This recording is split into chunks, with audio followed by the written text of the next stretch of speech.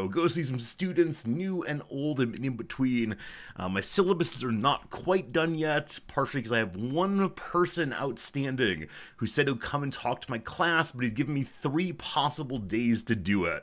And so right now I have 3 question marks on the old syllabus, and I might just go with that. I might go with that and say, to be announced on each one and call it good.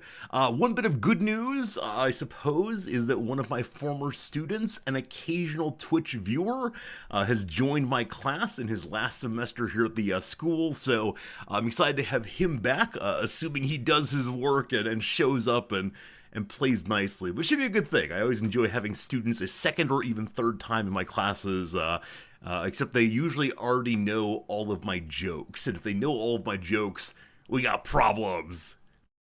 There we go. A little slow today. Fears, my friend. Thank you for being a friend. Thank you for resubscribing for, 33 months. It's a bunch of months. I thank you. Exam time tomorrow. Wish you luck. I wish you nothing but luck, my friend. You're going to do great. More than luck, I wish you dedication. You've been studying hard. I'm sure you'll continue to study hard until the exam. What's the exam in? Tell us stories about that. I'm sure there's someone in chat who will say, oh, I'm an expert. If you have any questions, let me know. Our chat is full of people who put up their glasses that way. Hello to you, Slivers. Welcome in. Hello, Unnamed Comment. Welcome in.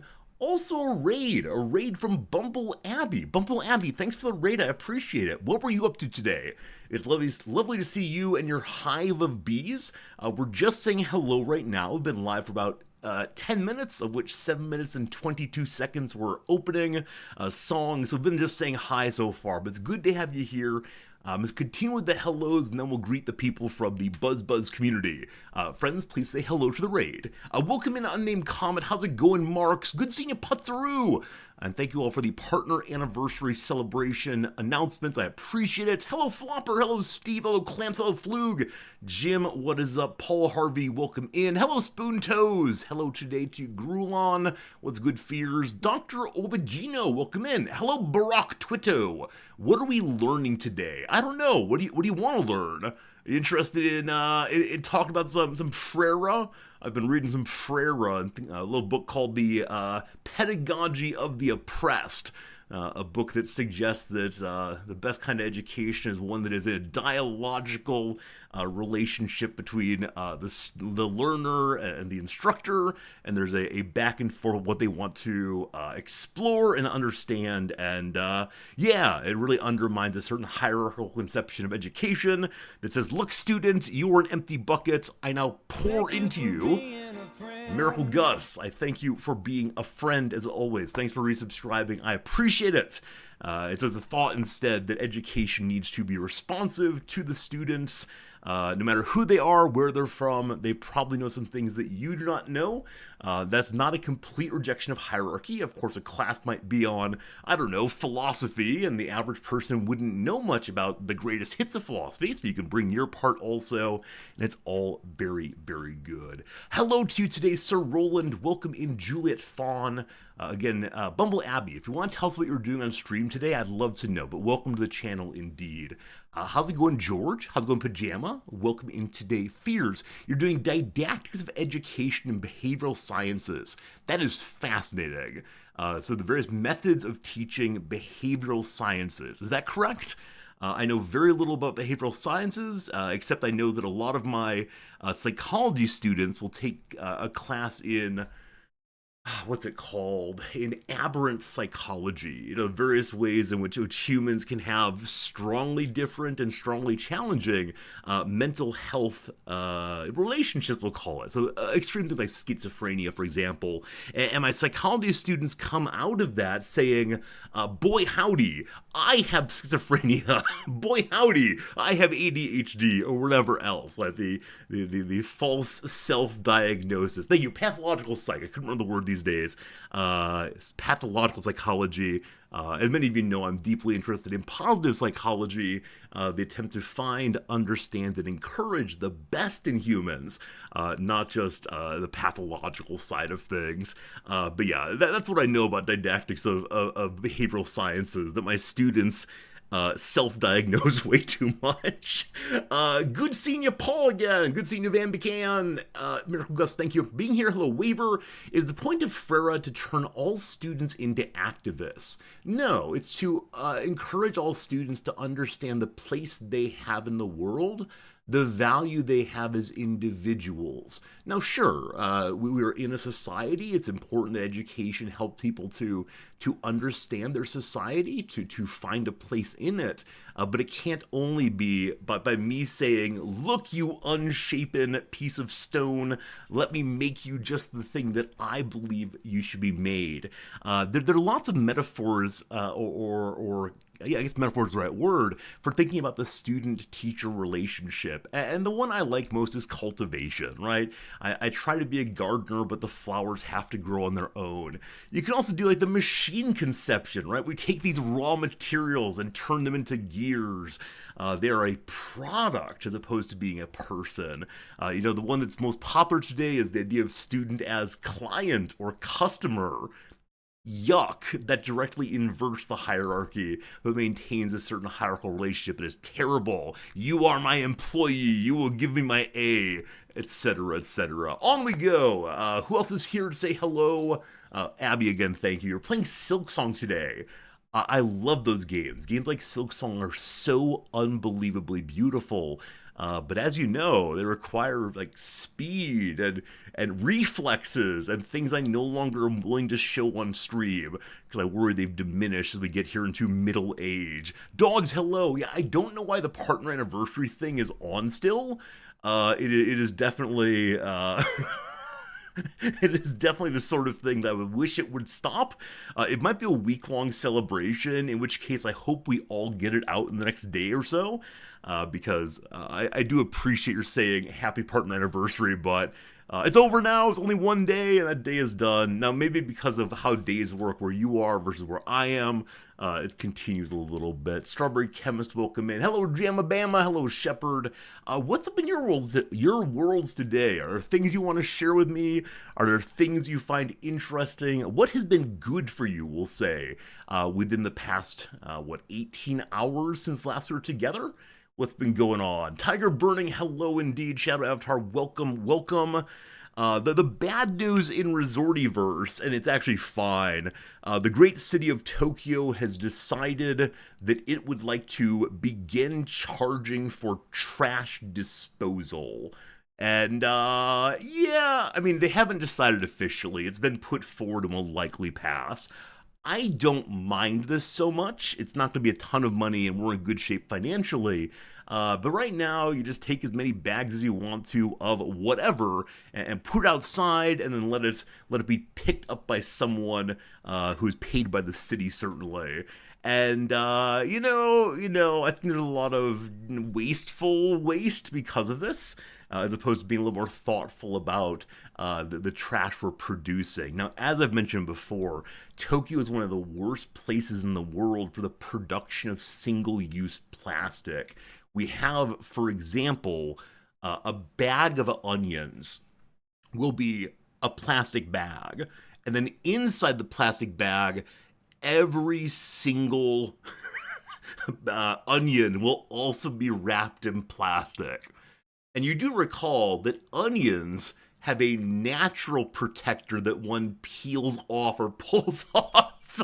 So there's a tremendous amount of plastic waste that I hope the producers will stop making or stop using if we end up being charged for every bit of trash we produce. Now, with that in mind, I do produce a decent amount of trash each and every week.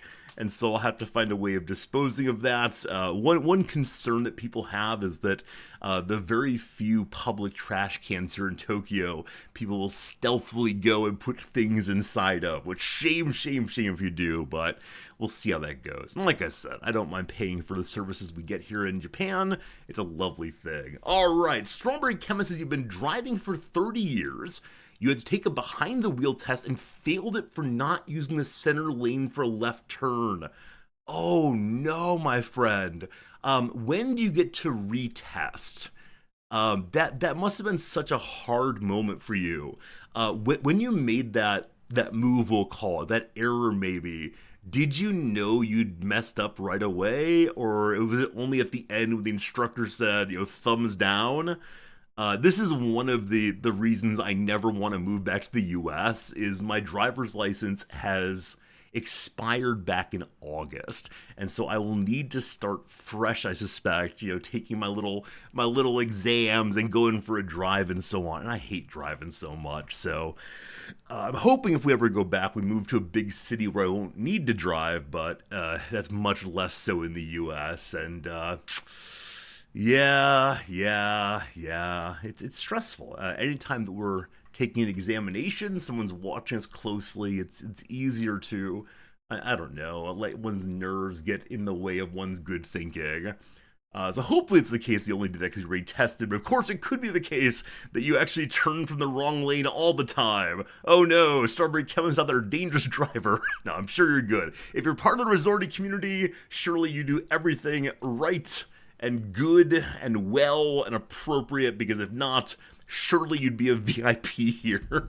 Pajama Pandas says, you're going to Japan in March and April. What would I recommend as a top thing to do? Pajama, the hard thing is I don't know what kind of person you are. Like, it's not clear to me what you're into, right? If you're into, like, I don't know, video games and anime, there's one set of things to do. If you're instead someone who is deeply into spirituality and natural beauty, there's another set of things to do. Japan, of course, is a country, and so it's a country of many, many things. If you want to go sit in a bucket of hot, smelly water, you can do that also. So I'd invite you to send me a message over on the Discord or an email at resorty@gmail.com.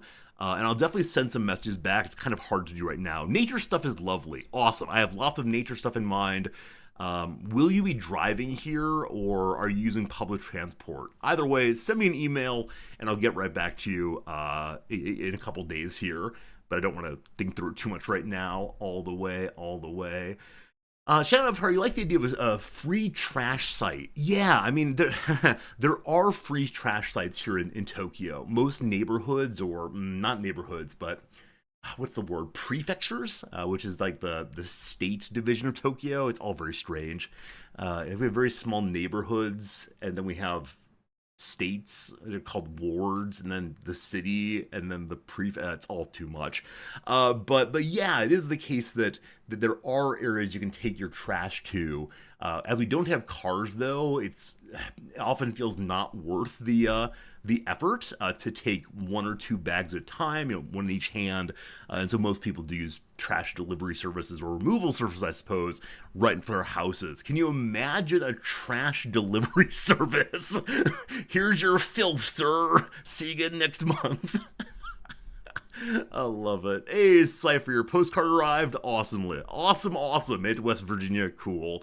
Yeah, the postcards have begun appearing in all of the places around the world they've been sent, I believe.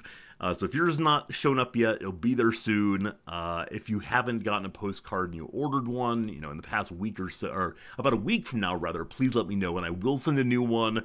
Everyone deserves a postcard. Rabble. All right, I think I have very little to share with you, as yesterday was just preparing for classes that are coming up, and then tomorrow is teaching. I do have an appointment tomorrow morning to get cleaned up before the semester starts, before I see my students. So on Thursday, which is next stream, you will see no beard. You will see much less hair, which is happening already. Yesterday, I had the opportunity to glance at the monitor of a security camera that was behind me, and I noticed for the first time that this is getting real close to the bald spot behind. And when that happens, I don't know. Like, there's probably some sci-fi character who would look really cool with like a streak here. Unfortunately, I am not that person. So I don't know if we're gonna have to go into r/bald and get to work, or what exactly. Yeah. Hey, Skullfrex, what's something society has lost that I wish we still had? I mean, it's hard to say like society because society is many things. I'm going to go really small for one answer and really big for another answer. The biggest answer is I wish we accepted the idea of a shared reality and attempted to understand that shared reality more slowly and carefully. I think that like the exemplary moment of this was the alternative fact speech given now what 10 years ago or more. And so yeah, the attempt to create shared reality through understanding of the best means we have seems really important to me. And there's a lot to say about that one. The other one, which I think is actually connected but much, much smaller, I wish that more places had a sense of neighborliness, of knowing and being involved in the lives of the people who live closest to you.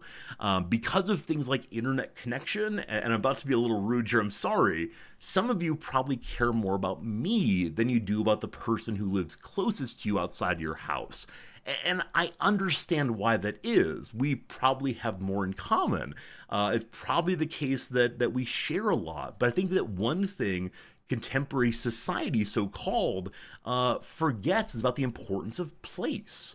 Like, even though we are together right now, you are actually in a room. I am actually shouting at my wall. And so I wish it were the case that I knew my neighbor better. Because I think that having a sense of neighborliness where we talk about things that are clearly we can agree on, like, hey, it's a little chilly today. Hey, the snow fell, let's shovel together. This kind of thing is actually the groundwork for building worthwhile communities that can then investigate and think about together. Neighborliness is the grounds of humanity. There you go. There you go. Those are two things I wish society had differently or had different these days. Now I think it's the case that there are probably many other things. I saw that Kat said it would be nice if people wore headphones in public. Yeah, sharing one's music publicly, I think, is a similar size. Not thinking about other people as humans, it's thinking about them as obstacles or sideshow elements of one's life. And so yeah, there's a lot I wish were different, but I'm very happy about some things we have. I refuse to be cynical. The world is surely a better place in some ways than ever before, and that's pretty good. That's pretty good indeed. But don't worry, I'm not just a kids these days kind of person, I promise. All right. Yeah, my bald parts are indeed becoming somewhat connected. That's rough. All right, you can turn me off. Don't you dare, Jim. Don't you walk away from me. The other night we had time talking with our friends over dinner, and we talked about bedtime routines and like the romanticization of bedtime with one's marital or relational or cohabiting partner, and like going to bed at the same time and how nice that is, or it's presented as, and it kind of disregards a lot of the facts of being a human and how hard it is to like completely align one's lives, and how it feels like trouble if you have to be in bed and stay awake while the other person sleeps happily. And so one thing that came up during that conversation is, do you ever go to bed so angry that you won't talk to the other person? Like you won't say good night. Now, of course, this is like the weaker version of I will sleep on the couch tonight. And my wife and I never have actually. We never had that kind of like fury at each other that we just can't possibly even interact as humans. And I don't know why that is. Like, is it because we're older? Possibly. Is it because we have relatively decent communication?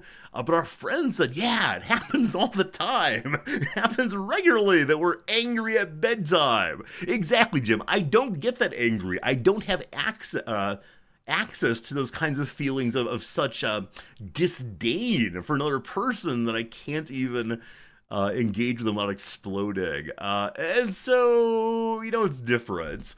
Kat says, resorting to my bedtime routine, your partner asks you to turn the talking man off. Hello, partner. I'm very sorry that I'm interjecting myself into your bedtime routine. I'll speak quiet.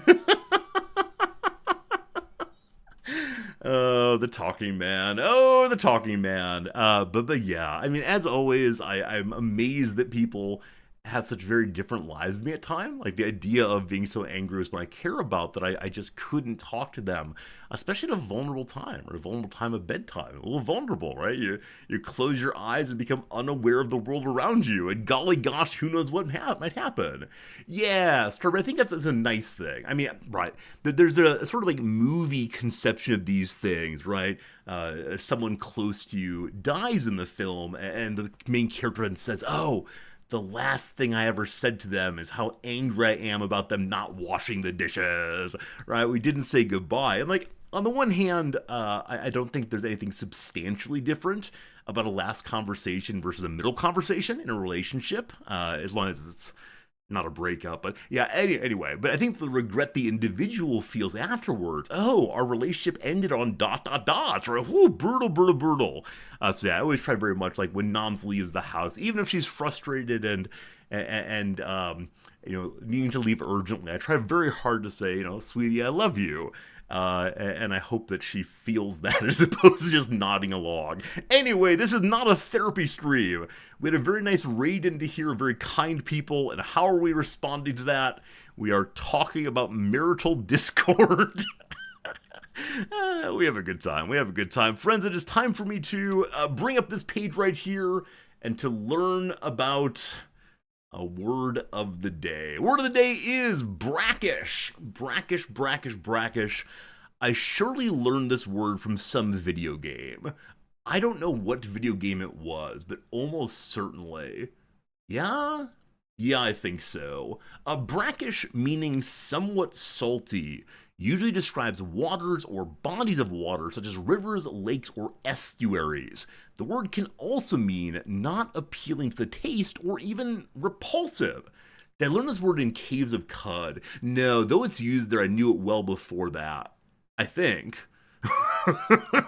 I think I did. It's possible I learned it more recently than that. I started playing Cud probably, 2.5 years ago?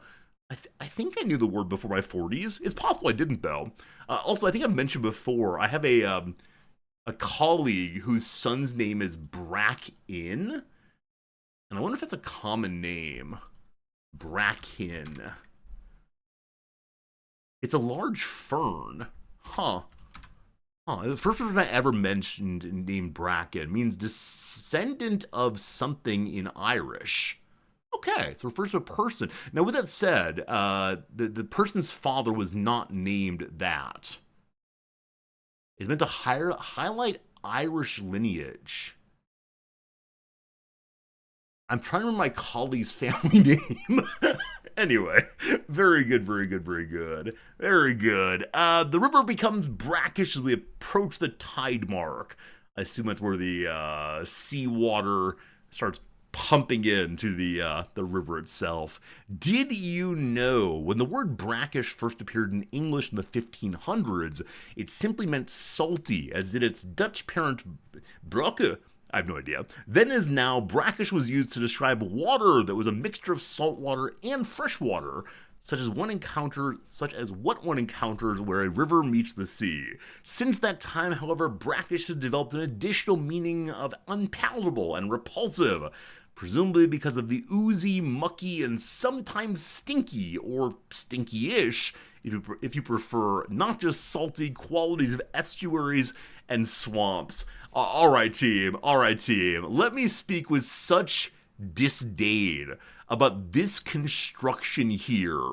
So not only do we have a sequence of adjectives, fine.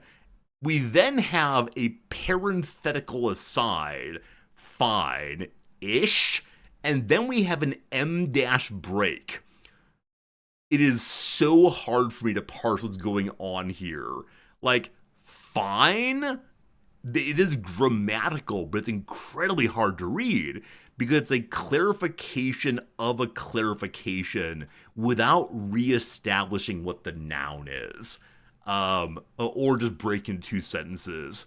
I very much enjoy speaking ill of the writing in the dictionary. It feels ironic but fun. Dear editors, etc., test your vocabulary. Fill in the blanks to complete a word meaning consisting of or containing salt. I think we know this one. Medical people out there, I think you'll be Johnny on the spot with this one, or I suppose Jilly on the spot is what saline, isn't it? Saline. A fluid meant to get your electrolytes up and so on. Saline.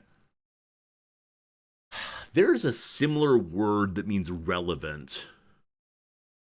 This point is blank. Friends, what's the word I'm thinking of? Point number 2 here.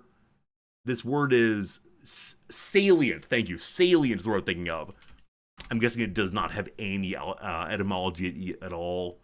Sorry, any common etymology. Oh, it has to do with leaping. Salire. That's delightful. This is very similar to the military phrase to sally forth. Oh, that's fascinating. Good job, French, for having fun words. All right, thank you for the help on remembering words. Now, speaking of remembering things, boom, let's see how we do in today's trivia. Question number 1 for 3 points. It's not a tarmac. The area the plane parks in for boarding is properly called by what clothing term? I have heard this, but can I pull it out of the deep? The plane parks in the cloak, the overcoat. I think it's some covering kind of word. It's now time to run through clothing parts. The hat, the muffler, the scarf, the necktie, the jacket, the vest, the shirt, the undershirt, the underwear, the pants, the socks, the shoes, the suspenders, the belt. I did not get it. Oh, I'm not going to get it pulled out, unfortunately. It's in there somewhere. I'm going to say, oh, duh, when it comes up, but the collar? No. The braces. What other parts of clothing are there? I mean, there's various kinds of hats. There's stoles. There's boas. Well, oh well. We're going with the brassiere. It is clearly a brassiere. Very good. Server, bistro, bib, cobbler, and pinafore are all variations of what protective accessory? It's an apron, isn't it? I think it's called the apron, and I think I knew that. All right, very good. Oh well, oh well, oh well. Yeah, apron indeed. Good job, team. Good job on the apron. I'm very proud of you. Question number 2. Social sciences. Originally a prayer for intercession. What word was first used the right to vote in the U.S. Constitution? Okay. So the word suffrage refers to voting. I have taught the Constitution many a time, so I've read this word many a time. I think it's probably suffrage. Is there an A there? Suffrage. No. Suffrage. We good? Okay, we good. We good. We good. We good. We had a brief moment of, oh no. So, yeah, the other thing I was thinking of was the franchise, which of course is a reference to like the best baseball player of the team, the franchise player. But no, the franchise is also used. Whew. Whew. All right, question 3. Above the tongue is the Greek etymology of what back of the mouth part? Well, uvula comes to mind right away. Ooh. So palate comes to mind? Above it. So what else is back there? There are the, what are they called? Oh, it might be this thing. What's it called? They get removed sometimes because they get over-swollen, infected. The tonsils, what I'm thinking of. The tonsils.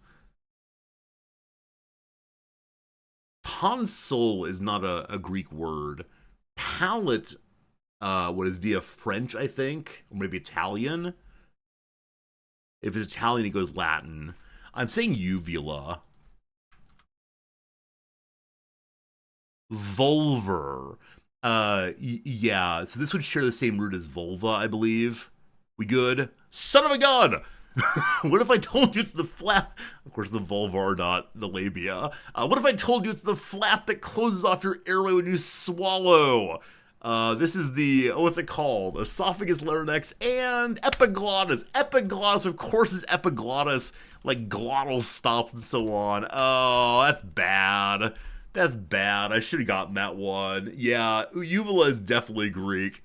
Doesn't Joyce indeed share a etymology with vulva? I expect it does. Uvula. Yeah, fleshy extensions is what we need here indeed. From grape, uva. Oh, a covering. That's so cool. Oh man, Greek's fun. Should have gotten that one immediately, but got stuck on not thinking back enough. Cheerful pieces like the Seventh Circle of Hell and Ante Purgatory make up the 1857 Dante's Symphony by what very not Italian composer? I have no idea. I have absolutely no idea on this one.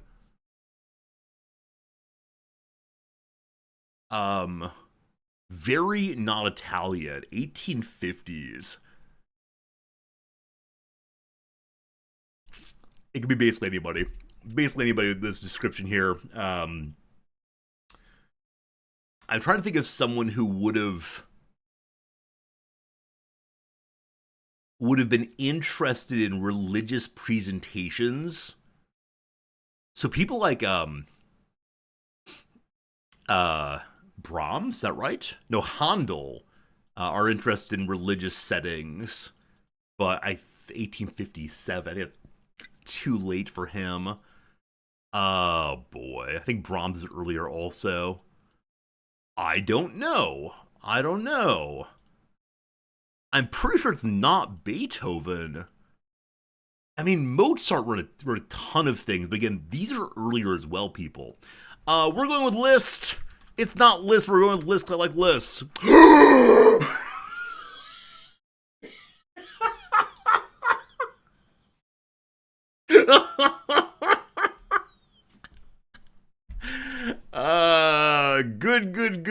Good. I don't deserve those points. I vaguely remember that Liszt had a period where he was struggling with religion. I remember reading quite a bit about Liszt at one point because of the song Listomania. And apparently Listomania really happened. Liszt, despite being a composer and pianist, was also seen as like a major pop culture hottie. And yeah, apparently like women would do Beatles mania kind of stuff towards him. Listomania, they're good. Hey, Nine, good seeing you. Got the New Year's card? Happy New Year's, Nine, indeed. Acting like I didn't know it immediately, happily not. Okay, yeah, Hungarian I would have gotten immediately. Here we go. Indeed it is Listomania, described as Clue 3. Very good. Let's do number 5. Let's see how this goes. Brooke Shield once played the title role in the sitcom What, Susan? So I immediately thought of Suddenly Susan, but I think that's Suddenly Seymour from Little Shop of Horrors. Simply Susan. Well, that'd just be Simp then. Yeah, I don't know. I don't know, unfortunately. And I don't know if this is before my time. I think Brooke Shields was popular before I came into consciousness of much. I'm doing Suddenly Susan. Simply Susan? Yeah, I have no idea. Genuinely no idea. Oh, they want just sudden. Oh! Hey! Thank you very much. A vague memory of this and that. A 13 day. That's amazing. That's, I think, one pure guess. And all the rest there. Suddenly Susan. When was the show? 1996 through 2000. It's Brooke Shields' forgotten sitcom. I don't remember this at all. Did any of you watch this? Was this enjoyable? It does not have especially good ratings, but back in the 1990s, we accepted pure schlock because that's all we had. So I would have been 13 years old there. I was definitely, like, through 2000. Through 2000? That's insane. You watched it. Did you enjoy it, Jim? They used a cover version of Ode to Joy by Ed Alton. Huh. Sounds familiar. Yeah, yeah. The Who's Who of Hollywood. Yeah, indeed, it does have the now much benighted Kathy Griffin. Yeah, David Strickland is. These are people I've heard of before. Eric Idle's in it. Wait, really? Eric Idle? I had no idea. How did I miss this? All right. Anyway, I missed it in real life, but got it in the trivia game. A pretty good one all the way. Pretty good one all the way. And yeah, how people do in general today? Actually, a lower day for folks. With 8 being the regular middle. What do people not know today? Apron and 2, yeah. Again, it was in there somewhere, but I couldn't remember what it was. Suffrage in 1, if you're gonna get it, absolutely. Epiglottis, most people did not get entirely. Epiglottis, glottal. List, yeah, most people didn't get list at all. Fair. And then suddenly, Susan, you either knew it or you struggled. There you go indeed. Fun day indeed. Hey, wait. With this, I have reclaimed my 2.0 in social sciences. I dropped below it for a little bit. Everything is right in the world again. I am worthy of teaching tomorrow. I will take it. Fun. Friends, it's time for you to play a little game. You're going to play along now. The game you're playing is called The Redactyl. Please put any word you want to into either chat room, YouTube, or Twitch, and we'll together guess what this thing is. A blank is a blank. Is. It still exists, apparently. Good luck, team. Is it part of nature? There are no nature things here. Modern. There's one modern. How about the word system? 3 systems somewhere. Is it animal? There's one animal, not a lot. How about the word first? No first today. How about a Soviet thing? No Soviet things. We're having a harder time today getting this thing started. That's fine, though. How about century? There are 3 centuries. Is it an offshoot of some sort? There are no offshoots. How about a European thing? No European things. Does pie get us anywhere? No. I'd like some pie, but not in this game, unfortunately. Does it involve a population of some sort? It does not. An angel? Angle, actually. None of those. How about the word family? Everyone's got a family except for this game right here. Let's see here. Linguistics? Nope. Music? Nope. Is it an ancient thing? There's one ancient word somewhere. Does it involve linguistics? We actually did a bit ago. I apologize for that twice. A city? There are no cities at all. A Roman thing? No. The word liver, no. How about a 20th? No 20ths. This is the least accurate we've ever been, I believe. We'll recover, I'm sure. Is temperature here? There's 17 temperature references. Very good. How about time? There are 4 times.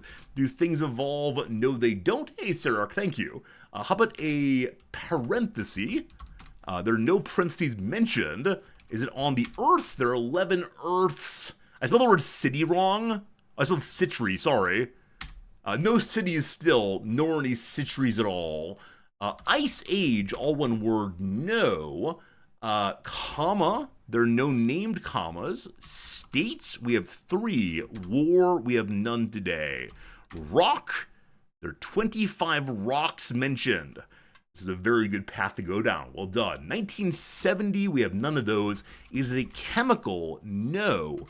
Is it in the world of science? There are 2 sciences mentioned. Is it a water thing? 37 water things. Is nitrogen involved 1 time? How about an element? There are no elements here.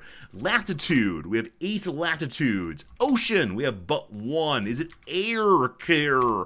There's 7 airs somewhere. Iron, none. Density, we have but 1 of those. How about the word isle? There are no isles today. Magma, no. How about an igneous rock? No igneous is here. Is it a type? There are 2 types somewhere. How about the word sedimentary? There are none of those. Is it a geode, maybe? No geodes. A volcanic thing? No. R squared, thank you and hello. Good seeing R squared. How about an oxide? None of those. Does it involve geology? Great guess. There are 3 geology references here. Is it lava? No. Basalt? No. Is it in Antarctica? Antarctica. It is not a form. There are 37 forms. It's some form of rock. Good luck, team. Is it a frozen rock? There are 11 frozen somewhere. Does it have a size? There are 9 sizes. Is it just good old limestone? It's not good old limestone. Is it found in lakes? There are 12 lakes somewhere. Is it a compound? Going that sciencey direction, one compound. An atoll? No. Is it quartz? No. Is it on the crust? There are 2 crust references. How about the word surface? There are 31 surfaces. Is it used in art? Nope. Can you find a pillar of it? Nope. A lump of it? Nope. Is it found in Minecraft? No Minecraft, my friend. Igneous, I think we did. Indeed we did. Is it a coral, possibly? With 2 R's. I think 1 R is the animal thing. A crystal, maybe. Oh, that's a very cool idea. Not a crystal, though. Does it involve the stratus? No. Is it a granite, maybe? It is not a granite. Is it a karst? No. Does it involve pressure? 22 pressure references. Is it a sediment? 19 sediments somewhere. Does it involve metamorphic things? None of those. Is it an oxbow? I don't know what that is, but no. How about a diamond? Oh, I thought it might be diamond. Oh, I misspelled Antarctica. Thank you for catching that. Clouds. It is involving Antarctica. I'm sorry for my stupidity in typing. My fingers don't cooperate. No isotopes. Is it a smooth thing? There are 3 smooths. Sand, there's 1. Ice, there are 128 ices. Mist, we have none. Food, we have none. Limestone, I think we did. We did. Is it a gemstone? None of those. A geode, we did before. Is it silicium? No. Is it ice? We did that before. A glacier? Holy moly. Holy moly. Shadow avatar with the glacier. Well done, my friend. Now, I want to say I misspelled Antarctica, mistyped it, and so maybe we would have gotten a little bit earlier to Antarctica, but that's really quite good, Shadow Avatar. Congratulations, GG, and well done. Took us 90 guesses. Some people never got it, and a decent number of people cheated as always. Our accuracy today was 36% compared to 70% for most people out there. Rough, rough, rough. You think you would have had it earlier if I spelled Antarctica right? How far back did I misspell it? Oh boy, 55. I missed a C, sorry. And the correct spelling came at 81. Yeah, possibly 30 or so of those are me. Sorry. A glacier is a persistent body of dense ice, a form of rock that's constantly moving downhill under its own weight. A glacier formed when the accumulation of snow exceeds its ablation over many years, often centuries. It acquires distinguishing features such as crevices and seracs. I don't know that word, we're looking it up. Crevices and seracs as it slowly flows and deforms under stresses induced by its weight. As it moves, it abrades rock and debris from its substrate to create landforms like cirques, moraines, or fjords. Although a glacier may flow into a body of water, it forms only on land and is distinct from much thinner sea ice and lake ice that form on the surfaces of bodies of water. You gotta have rocky land, and then snow, and then it gets moving. So what is this thing? A towering, unstable block or pinnacle of glacier ice. So the crevices are the holes, and the seracs are the raised pillars. Serac crevice. All right, cool. Good to know. Good to know. Friends, we've learned things today, or at least I have. I'm sure you all knew that one indeed. It is time, though, for the most exciting game on Twitch. It is time for us to play a game called the Rizdactyl. One and all, it's time for you to guess areas of knowledge to help me discover a Wikipedia page that one of you submitted on the link in chat right now. We'll go ahead and do a random game, and then we'll go ahead and pull up one submitted in the past day or so. There are currently 275 items. Yesterday at end of stream, there were 264, I believe. So thank you for the 9 overnight that we will never, ever get to. All right, here's a random one. Good luck. It's called Klaus. Thank you for the 100 bits. let me say you just stopped me from saying it is describing what the thing is before me. Klaus, let me look at yours in a little bit. Thank you for the 100 bits. We could possibly do this one, or that one rather. Let me look though after this game. All right, friends, I nearly said what it was. I didn't though. We're all good. This one comes from Cajun Killa. Cajun Killa. I am going to accept the number of nearby answers on this one. We'll see how it goes though. Is it a person? It's not a person. Is it John Denver? It is not. Is it a place? It is not. Is it an event? Yes. Is it unique? No. Is it man-made? Yes. Is it nearby? No. Is it located only on Earth? To my knowledge, yes. There you go. The opening question's answered. Hopefully get something good out of that. Is it a regular event? If you mean like happening at the same time each week or year, the answer is no. The answer is yes. It is a regular celebration, I'm sorry. A regular event, rather, I'm sorry. Is it Mardi Gras related? No. Is it North American? No. Is it European? Yes. Did it first occur before 1900? Yes. Is its occurrence related to the positions of celestial bodies? I'm going to say no on that one, but you could argue yes. Is it an event that people go to? Yes. Did it take place after the 1880s? No. Is it Blue Moon? It's not once in a blue moon, but I like it.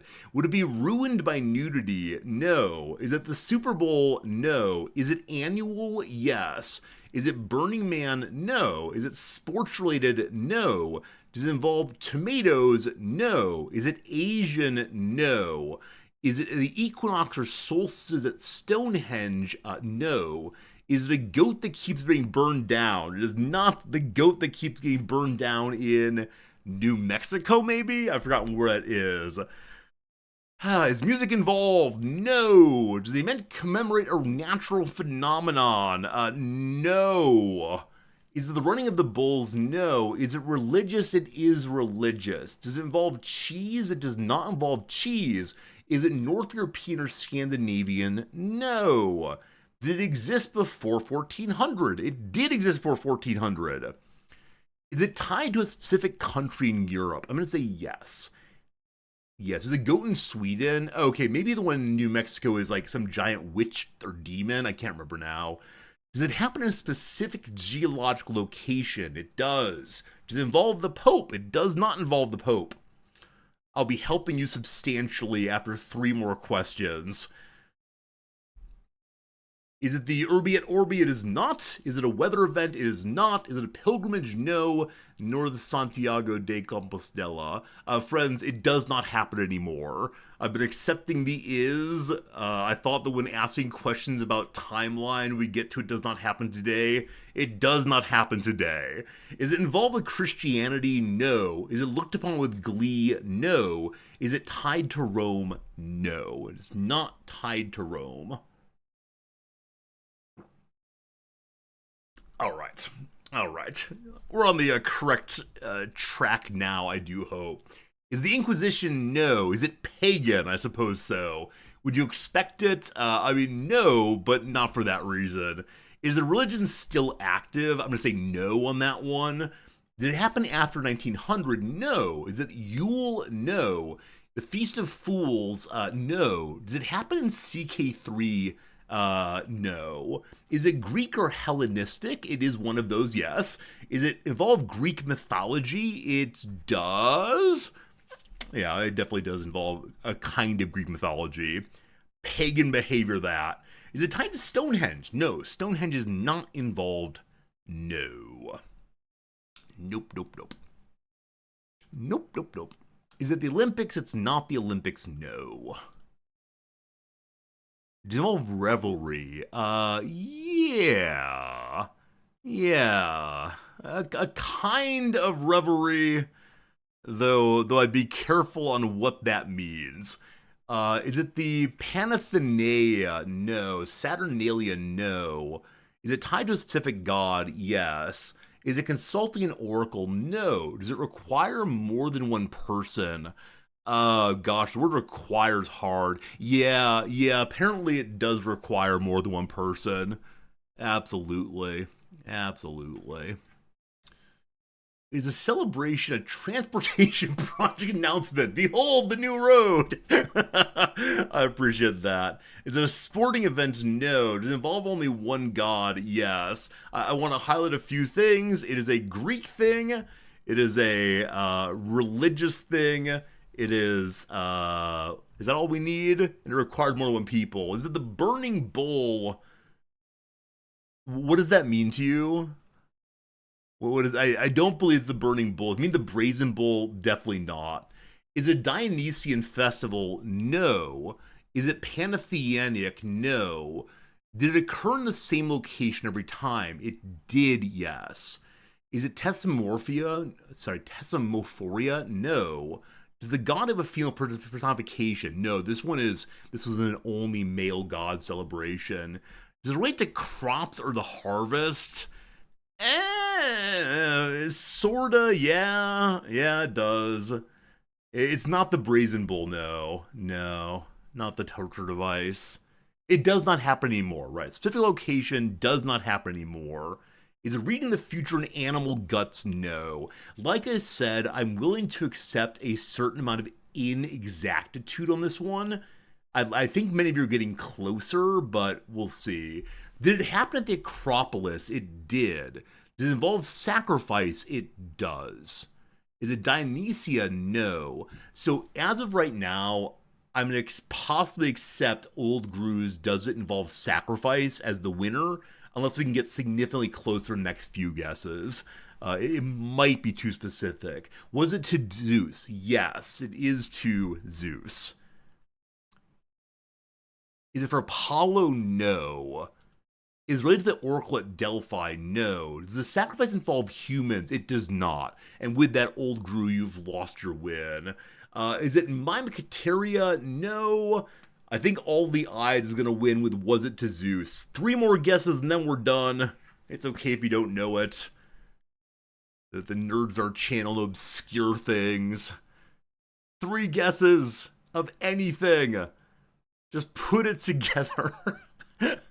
Is it goat sacrifice? No. Is it Olympics? No. I'm out. We'll take it. It's the Bouphonia. It's the Bouphonia. Look at that team.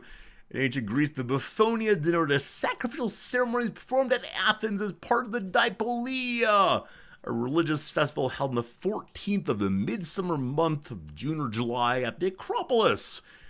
My favorite part of this thing, one family puts out some altar, puts out grain on an altar in front of some oxen, and then someone from another family kills the ox, throws away the axe, and runs away. It's a sacrifice of horror. It's a sacrifice of guilt. It is the wrong thing to have done, but it's done for the sake of the city. Isn't that fascinating? Absolutely fascinating. We don't know if this actually happened. Aristophanes talks about it, but it's just not clear whether it really happened, but we treat it as if it were to have happened. There you go. Good old Bouphonia. All the eyes gets the win today, and good job. Good job indeed. Thank you, Cajun Killer, for the good submission. We appreciate it as always. Your points go in. It is solved. All right, I will now do one. That was submitted in the past day or two. Oh, this one's fascinating, Kaz. We can't do it today. Let me see Klaus. What Klaus has submitted recently. Friend Klaus bribing me to do one of theirs.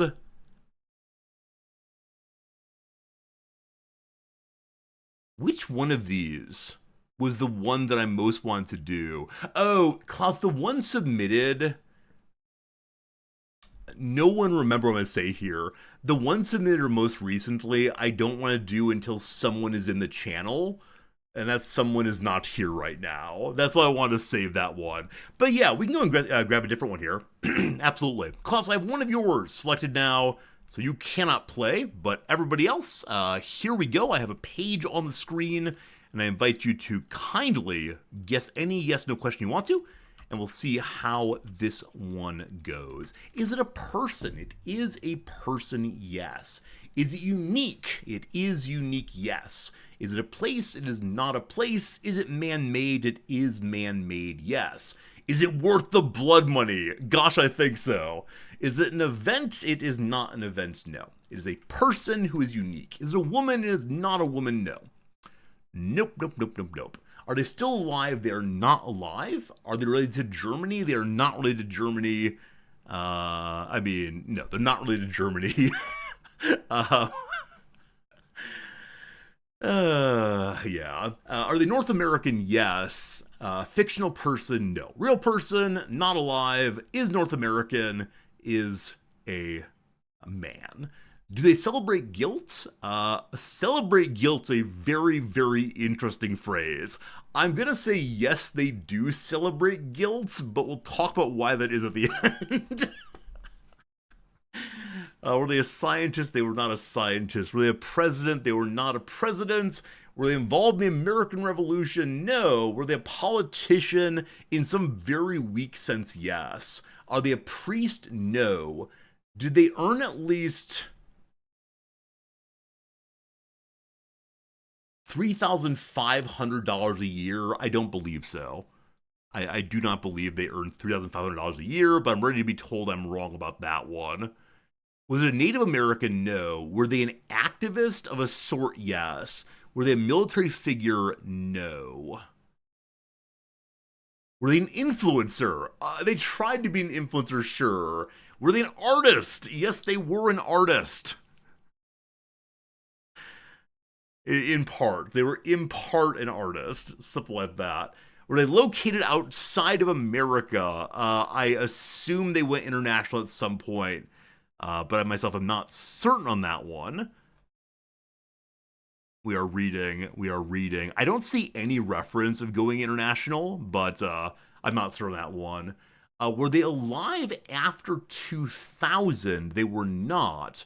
Did they live north of the Mason-Dixon line? Not primarily, or sorry, yes, they primarily lived above the Mason-Dixon line, not always, but we associate them with that.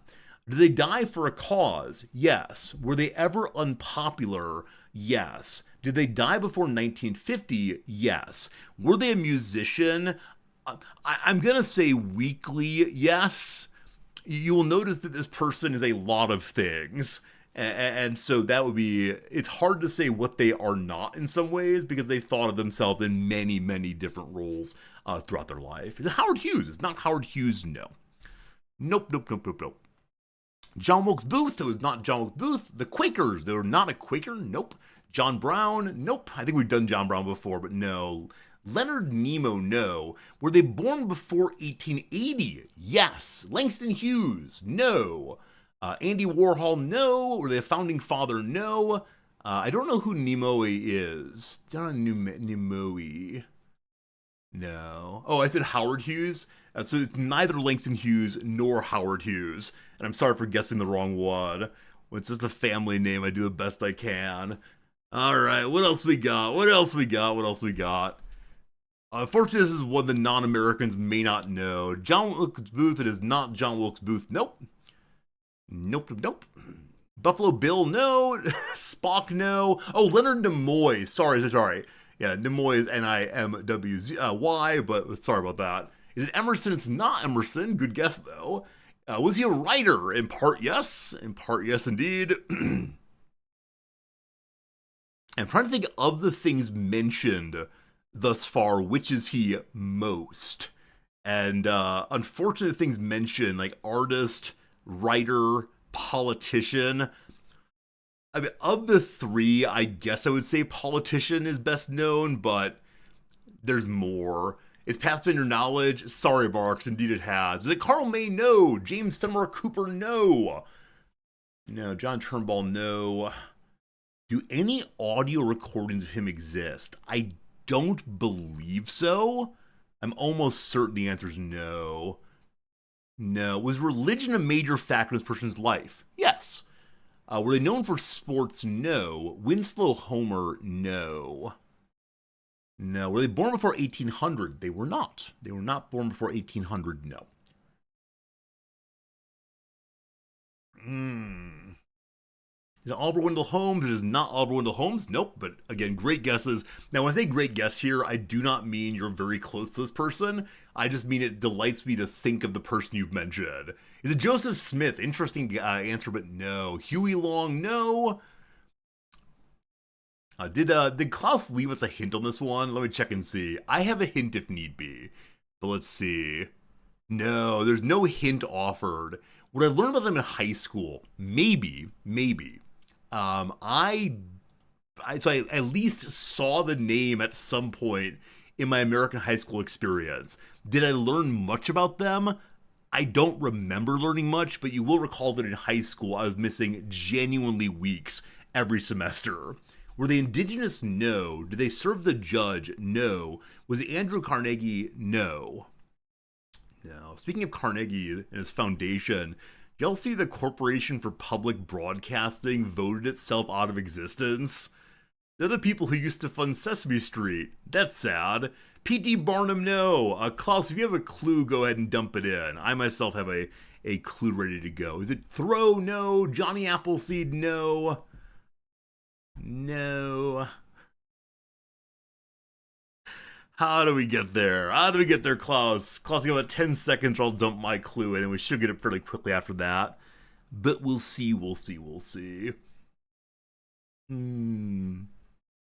Yeah, this is a person that at least some of you do know of by name, and some of you do know at least by reputation. You don't know who you submitted, so go ahead, the clue. Of the guesses that are closest so far is John Wilkes Booth. John Wilkes Booth is the closest guess so far. Work off of that. Matthew Brady. No, it's not Matthew Brady, the camera person. Thomas Hart Benton. No. Not Thomas Hart Benton, rather. Is it Charles Guiteau? Hey! Nooster, well done indeed. It's the guy who shot Garfield. Charles Guiteau is an absolute madman. I mean, we'd say things like he probably needed some mental health assistance. But yes, he believed that he himself helped Garfield get elected. He spent a lot of time on various sorts of like utopian communes. Apparently, he was actually voted out of Utopian Commune because his understanding of free love was a bit too generalizable, we'll say. He did not fully understand that people had to also be into him for free love to work. He thought that simply announcing that he was into people was good enough, and so he was voted out of a utopian community. And he's a fascinating figure. Definitely goes to death over shooting Garfield. He was very angry with Garfield for not giving him an ambassadorship to Paris, I believe. And so, yeah, exactly right. I guess it's Oneida over in Iowa, I believe. No, is Oneida New York? One second. Where's Oneida? Oneida is in New York. Sorry, what's the one in Amana? Amana's the one in Iowa. Oneida's New York. Yeah, they make silverware where Amana now makes washing machines, I believe. They used to make flatware, I think. Anyway. This fellow shows up in Sondheim's Assassins musical. If you want to see more and learn more, he wrote for himself a death poem. So as he went to the gallows, he read aloud a little poem that he had written about how important he was and that he had sacrificed his life for his country, as the phrase has it. All right, Nooster, well done indeed. You get some points today. Let's go and do one more if we can, and see how this thing goes. Klaus, thank you again for the 100 bits. I'm terribly sorry we're doing assassinations today, but we'll see. Oh, this is a great one. Unnamed comment. This is fantastic. Let me see if Nooster has any submissions. No. All right. This is the most recently submitted one, which is something I've never done before. Unnamed comments. We're going to do yours. Fingers crossed, everybody. We get this one fast. We'll see how it goes. How it goes, rather. I have one on screen now. Good luck and Godspeed. Hey, Wetbrow, thank you. Also, Jewel C. Good seeing you, Jewel. Is it unique? Yes. Is it a person? Yes. Is it man-made? Yes. Is it located only on Earth? To my knowledge, yes. Does it involve a brown paper bag? I don't think so, but if someone said it does, I wouldn't be exactly surprised. Is it a concept? No. No. Not a concept. Is a person. That's where we are right now. Are they alive? They are not alive, no.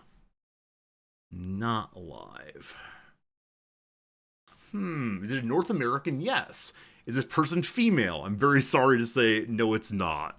Once again, we have submitted and selected a white person, a male person, an American person. Non-white, though. Non-white, non-white. I may have just said white, but they're non-white, actually. Look at me cheating, give you answers. Is it Honest Abe? No. No. American, non-white man. There you go. Are they better than us? In some sense, they are better than us, yes. Did they die in the last 25 years? Yes. Yes, they did. Were they born before 1900? No. Is it a construction worker driving a steamroller back and forth? Road-related guesses, my favorite. Thank you. Is it Michael Jackson? No. Barack Obama? No. Are they primarily known as an entertainer? No. Were they military? They were not military? No. Is it George Carlin? It is not George Carlin? No. O.J. Simpson? No. Not O.J. Simpson. I'm thinking about my phrase non-white. Are they a sports figure? No. They're not a sports figure. Were they notorious? Yeah, they were definitely a notorious person. Known for written works? No. Were they famous for their craft? They were, in some sense, famous for their craft? Yes.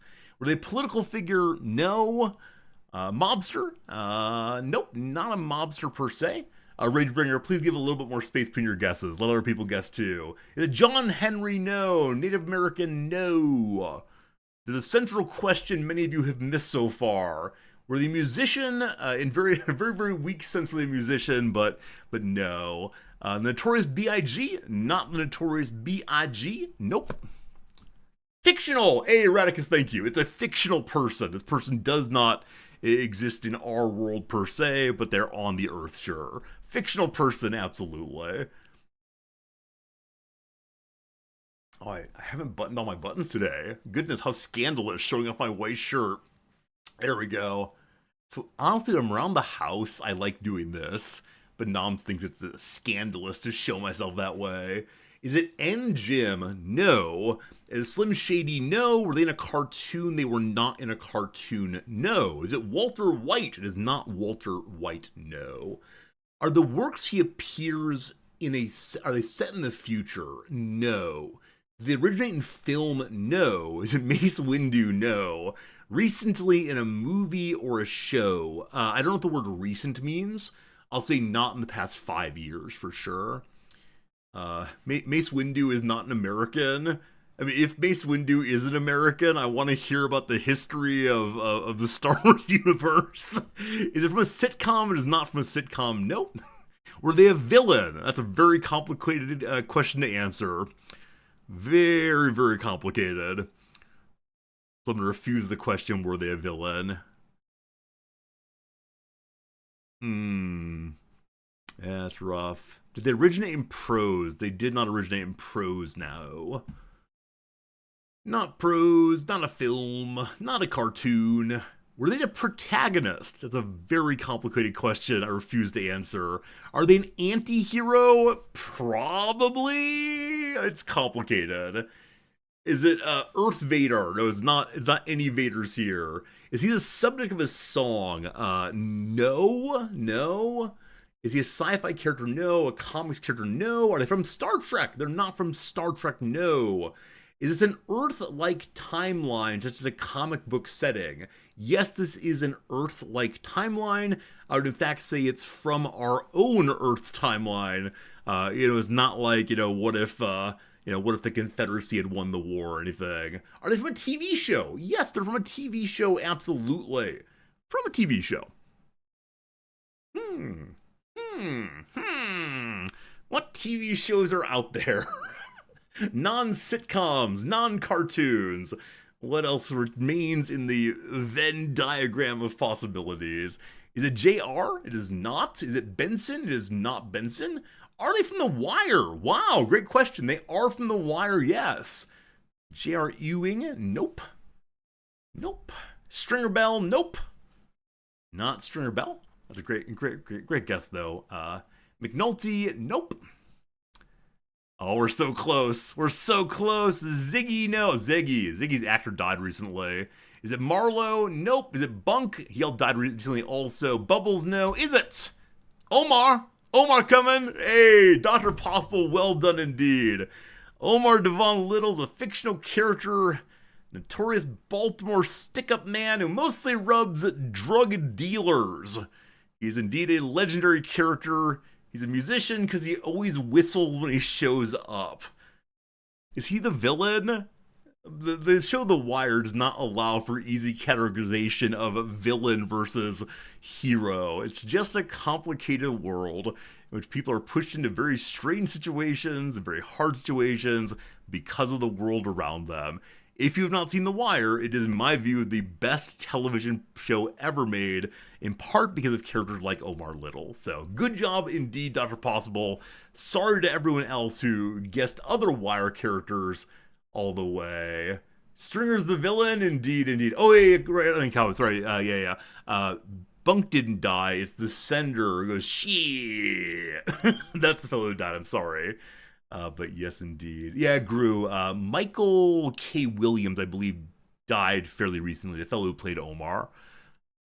Points to Dr. Possible. Congratulations, my friend. Not your first points, but good to see the points anyway. Alright, there are now 273 items in the queue. That's a lot to do. One of these days we might have endless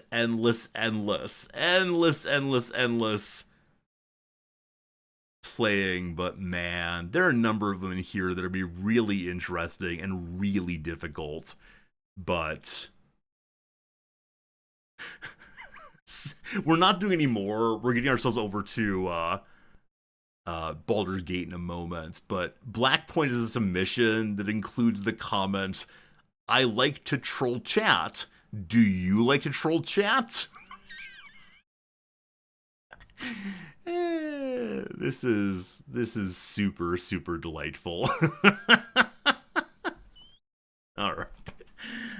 Some of you are very clever and fun. As much as I like playing the game, as much as I like sharing things with you, I have this great desire to show you all of the submissions. Now, I recognize that if I do that, it ruins the game forever. And so I don't want to do that, but yeah. I just know that there are really good ones in there, and you all are very smart and clever, and I'd love to show them to you, but not possible. All right, we're now changing over to the Baldur's Gate game and directory. Slivers, is good seeing you. I'm going to go ahead and not answer that question for a minute or two so people are able to get out of the stream before the Baldur's Gate 3 spoilers, they are coming. But friends, I want to say thank you for being here. We will be ending at noon today, so we have a little over 2 hours to go. Tomorrow is my first day of the semester, so I got to make sure everything is ready and I become presentable for the students. I mentioned tomorrow morning, shave and a haircut. Unfortunately, more than 2 bits these days. The price has gone up, and man, I'm dismayed. Late Act 3. I said we'd probably finish the game today. Everything is taking more time than expected. So, late Act 3, but probably not going to finish today. So, Project Zomboid multiplayer will come, soon. Hopefully. We'll see. What's up, Ed? Good seeing you. Everyone who's coming recently, thanks for being here. The game is now loading. It'll be just one moment till it's up. And we're moving to first play. Whew. See you in the end game. Allegedly. Game is Baldur's Gate 3. Good. We've changed direction. We'll go and pull up the game, and then we will say... There we go. I said I'd finished today since 2 weeks ago. Yeah, it's been absolutely brutal how long this game takes to complete. Hey, Whitebro, good seeing you. Won't stay for Baldur's Gate 3. You got your New Year's card today earlier. Hey, Whitebrow, congratulations on getting it, or I'm happy you got it, I guess. Happy New Year's indeed. And yeah, if you haven't seen the New Year's cards this year, about half of them sent out had this very long horse face in the middle. It is the year of the horse here in Japan, so Uma for everyone. Everyone gets Uma. Very good, very good. New Baldur's Gate 3 right after this one. I've told the community I will not do that. I can understand how someone stays in the world of Baldur's Gate forever, but as a streamer, I would feel bad doing that, and as someone who has a variety of gaming, I'd feel bad doing that also.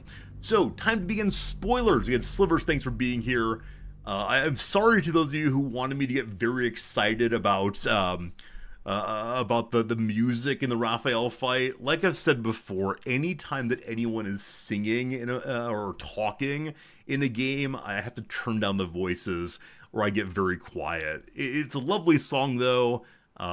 Slivers, I worried that you left because I didn't like your song enough or the song enough. It was I didn't like it. It's just difficult for me to stream during it because I'm a For the first time since quiet you heard person. Her voice, hope seems calm, and the peace flows from her into you, soothing your very soul. So we actually ended the playthrough yesterday in the middle of a conversation because I realized I was half an hour late to an appointment with my wife. Whoops. Yeah, so we killed Raphael. He showed up in absolute fury that we had borrowed his many items. He was very unhappy. We had a conversation in which he once again offered to do business with us, to work with us, and we immediately said, I intend to kill you. I intend to bop your head in. But he did not like this. And so, yeah, we fought him. And in the process of fighting him, we discovered some mechanics I didn't expect. Raphael turns into this big beastie. Raphael's assistants and friends all have protection against radiant damage, but we killed him. And we killed another devil too. And I don't know, in a moment of mercy and hope, we actually saved Hope's sister, the dwarven woman who had been corrupted by Raphael. Though she's made some very evil choices, we're hoping that Hope can assist her sister in becoming on the path of right and goodness again. So, yeah, we are finishing up with the Hope quest line. I can invite her to come with me. She's no longer purely insane, and she's a very good healer. So do you want to join me, Hope? And go where? I don't think I quite know how to be anywhere else but here anymore. With a lick of paint and a thorough cleaning, this could be a lovely little house. And I can hardly leave. After all, who would ever want to think of hell without hope? I hope me and Corilla can be a family again. That bygones can become bygones and that we can patch up our wounds together. I hope I find all the pieces of my mind that fell out of my head over all those years, and that I'll be able to put myself back together again. I hope the echoes of pain will fade, and memories of sorrow will die, and that you'll visit me here someday. And I hope you have a happy ending of your own. Hope is finally free. She plans to give true meaning to the name House of Hope, and we got some gloves, it looks like. This is unexpected a tiny little bit, because aren't we in hell? And can't devils invade one another's realms? Like, I understand that she has a spell to cast out those who are unwelcome, but I thought there was, like, constant battling in hell over who gets to control what. And she's a nice lady, but at the same time, I don't think it'll go well for her. Anyway, so we helped Hope, and in response we got the Gloves of Soul Catching. Your unarmed attacks, once per turn unarmed hit.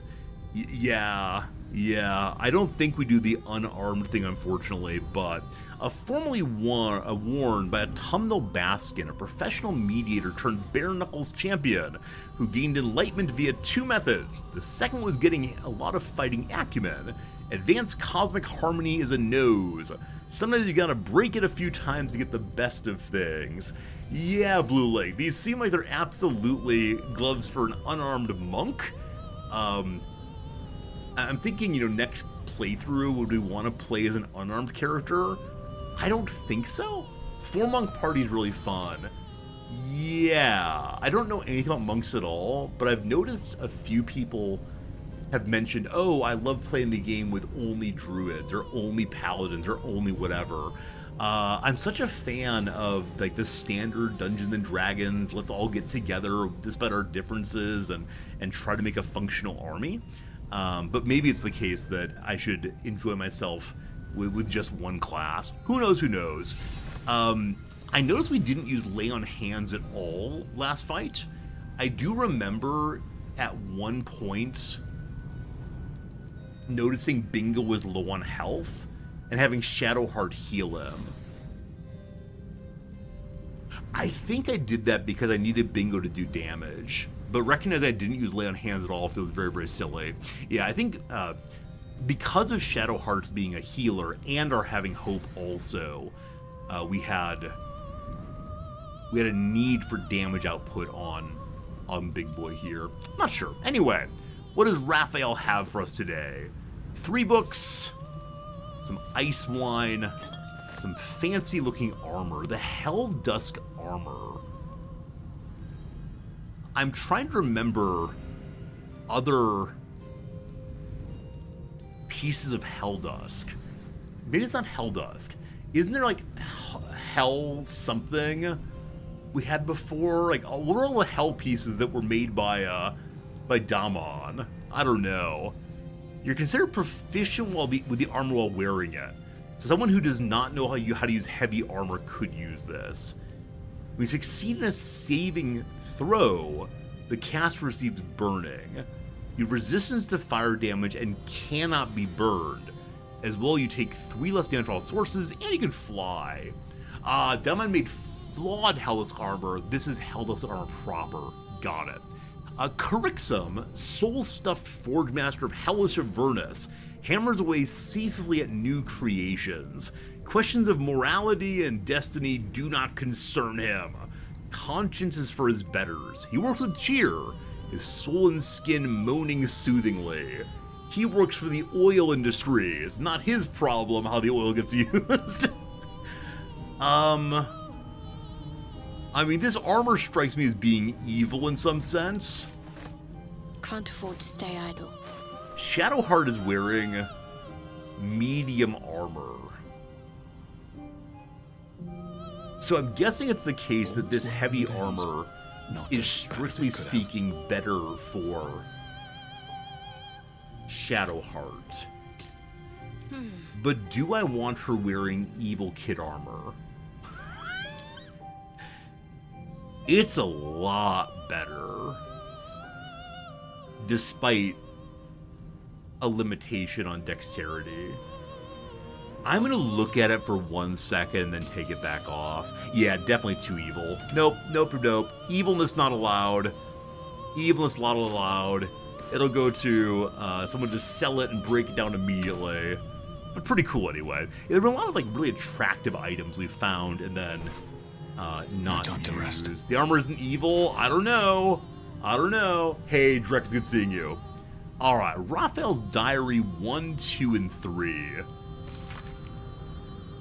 A chapter from the diary penned in Raphael's Sybaritic hand. Sybaritic. There's a word Sibian that refers to pleasure, I believe. Sybaritic, I don't know. It might be related to, like, pleasure demons. Is that right? Sybaritic? Some might need to remind me on that one. While I have over many a sumptuous season cast the net of my contractual predilections far and wide, never have I been so attracted to mortals as I am to those infested by the tadpole.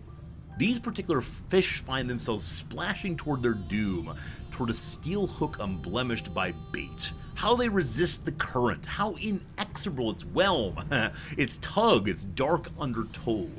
At the other end of the fishing pole, the illithid. How their tentacles must quiver like cool jelly at the prospect of more catches. More and more each day along the troubled riverbank. This process is a name I sample now aloud to savor its taste. Ceramorphosis. I shall make crafty use of the development, but with a hook glinting and death so close, what could loom larger in the stricken fish mind than the prospect of rescue? So I guess this is where Raphael showed up initially and said, without me you will certainly die. I am the only one to save you. And we said, we hate devils, we will smite you, and he left. Option number 2, or moment number 2. Pardon me briefly, what does the word sybaritic mean? I'm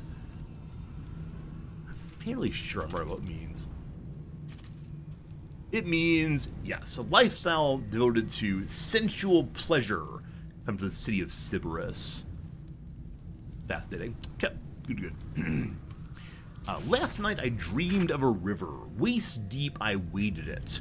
Rusted hooks curled up from the water like the snaggled teeth of something ancient and diseased and submerged. The moon over the water cracked, and fire flew out of the stubby wings of gormless, insanely chirping chicks.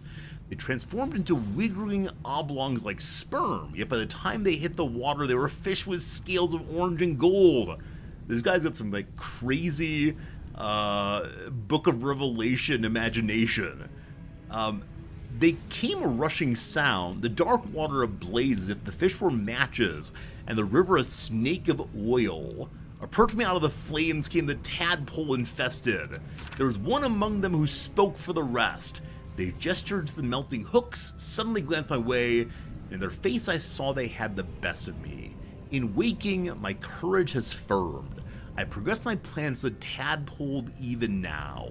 I am Raphael. I am not easily bested. So I don't remember when this happened or what this led to.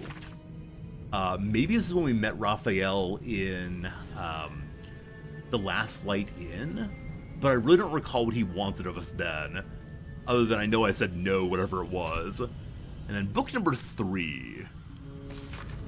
The final chapter from a diary penned in Raphael's hand. Here and there his composed hand stiffens and moves erratically, as if he were by times seized by emotion powerful and unexpected. The descent of Raphael and his belief in his power, maybe.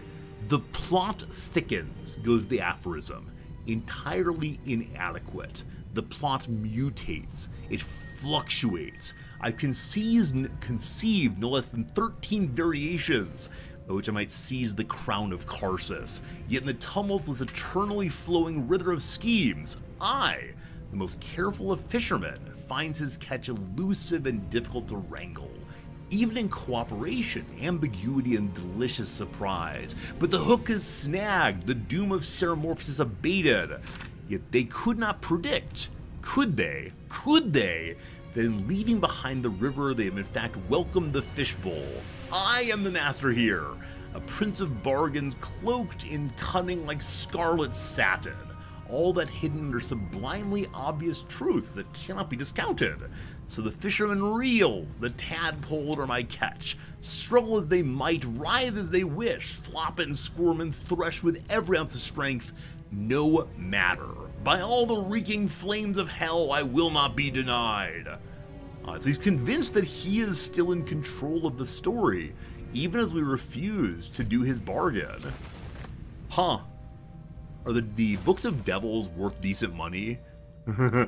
Only 14 money. I swear they came from hell, don't you understand? Can't slow down. Alright, we had Yerger's death here also. The great hope is that Yerger and Raphael do in fact stay dead. Also, we knocked out Carilla here. I'm curious what happens if we come back to being here. Like, will she pop up and be friendly? Will she instead be angry we killed her boss? We'll probably find out. Somehow word the Orphic cameras in the House of Hope has gotten out and is circulating on the gate's information black market. I have two suspects for this. First, Gortosh, who of course knows many of the house's secrets, and second, that Daedalus for hire Hellstick, who I think helped Gortosh burgle the Crown of Karsus and might have learned about the hammer from him. Where did Gortosh steal the Crown of Karsus from? I don't recall that happening. We must have learned at some point. Who had the Crown of Karsus? If I had to guess, I'd wager it's Hellstick, simply because if she has something that's worth money, she'll find a way to sell it, and selling a way to free Orpheus could come with a high price tag. How do we learn the hammer to free Orpheus was in the House of Hope? I think Raphael just told us that. Yeah, I think he just said, hey, I have a way to free Orpheus.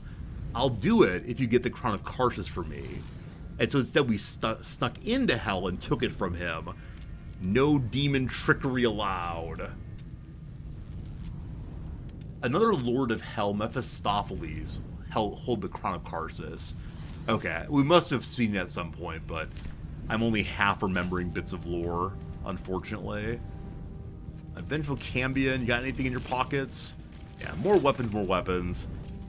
As before, I'm not sure how much more we'll have to buy, but going into the end game, we should probably be as prepared as we can, so keep our eyes out on things. Maybe I didn't recall like how Gortosh got the crown. Okay, yeah, it's one of these stories. I don't mind being told it, certainly, but I do wonder. So Hope's back in there somewhere. I think we leave here. We already paid for the transport. We don't have to give her anything. So you wormed your way into the Devil's Lair, risked mind, limb, and freedom, all to steal the Orphic hammer. The Emperor knows. I hope your ambitions end there. I have already told you that the Githyanki Prince only wants to see you dead. But it seems you still do not trust me. Open the prism. I trust Gith's heir over a wretched geek. No. His domination is what keeps you free.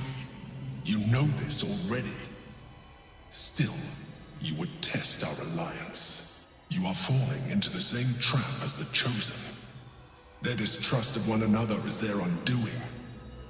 We must not make the same mistake. We must work together. See, I believe we would work together until we found out the Emperor was an Illithid. And from that moment forward, I've been so hostile to the Emperor, attempting at every moment to work against him. Is that fair of me? I think it is. I think because of paladin reasons, we have great disdain for Illithids. Except, Omalam, right? Because Omalam showed himself to be able to more or less coexist. He was at least polite to me initially and didn't lie about who he was. So, if there a way to, begin working with Omalam, have Omalam replace the Emperor, I'd be all about that. But last time we talked to Omalam, he seemed kind of uninterested in much except doing science. Yeah, I think we're siding with Lae'zel and trying to free Orpheus. Now, if it's the case that it's really not possible to free Orpheus, and we have gone down a path that yet again we're going to die without Orpheus's protection, I'm going to be unbelievably disappointed. That happened back at the end of, end of Act 2, maybe? Beginning of Act 3, I think. End of Act 2, beginning of Act 3. We learned that if we do not cooperate with the Emperor, then we just die. Now, if that continues, I will be not terribly pleased, IMO, but we will see. Was that true? Pardon me briefly. Oh, it is true. Uh-oh. So, I sent in, so I got a prescription on Saturday, and it apparently expires today. That's striking, though, because the pharmacy was closed on Saturday evening when I got back to town. It was closed on Sunday. Yesterday was a national holiday. And it expires today. I received a message from my pharmacist saying, because I submitted it via text message earlier today. They said, make sure you come in, it expires today. Man, that's good. If I miss my prescription, I'd have some real problems. So, all good, all good.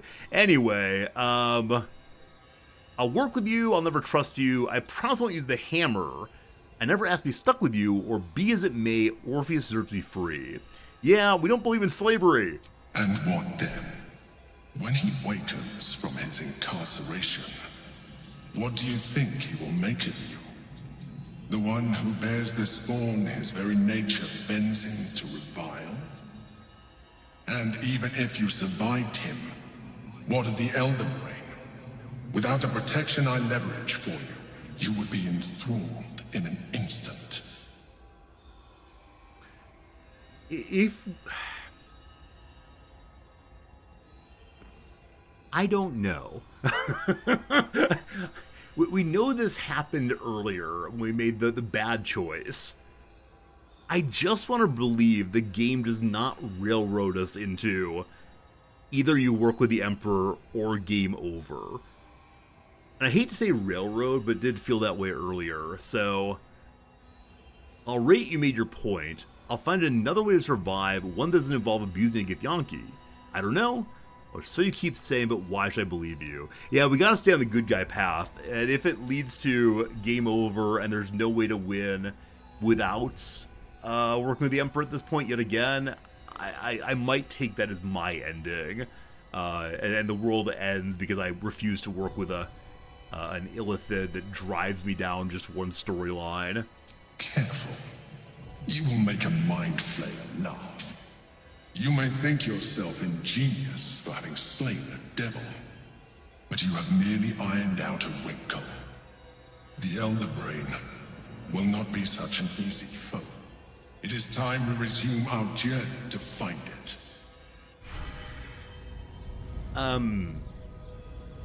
Lae'zel invited me to open the prism. Have I been able to do that the entire time? I thought that I could only open the prison when the Emperor wanted to meet me.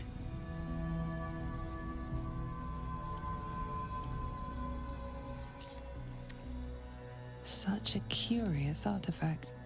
So small and seemingly harmless, and yet it contains so much.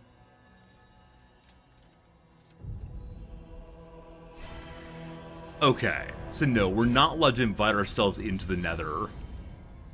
Though gosh, I'd like to. Time for a very quick long rest in order to wake up Karilla. And I hate to long rest and lose all of our lovely elixir buffs, but we'll see, we'll see, we'll see. Alright, conversations. I guess we finished fighting the devils. I'm ready.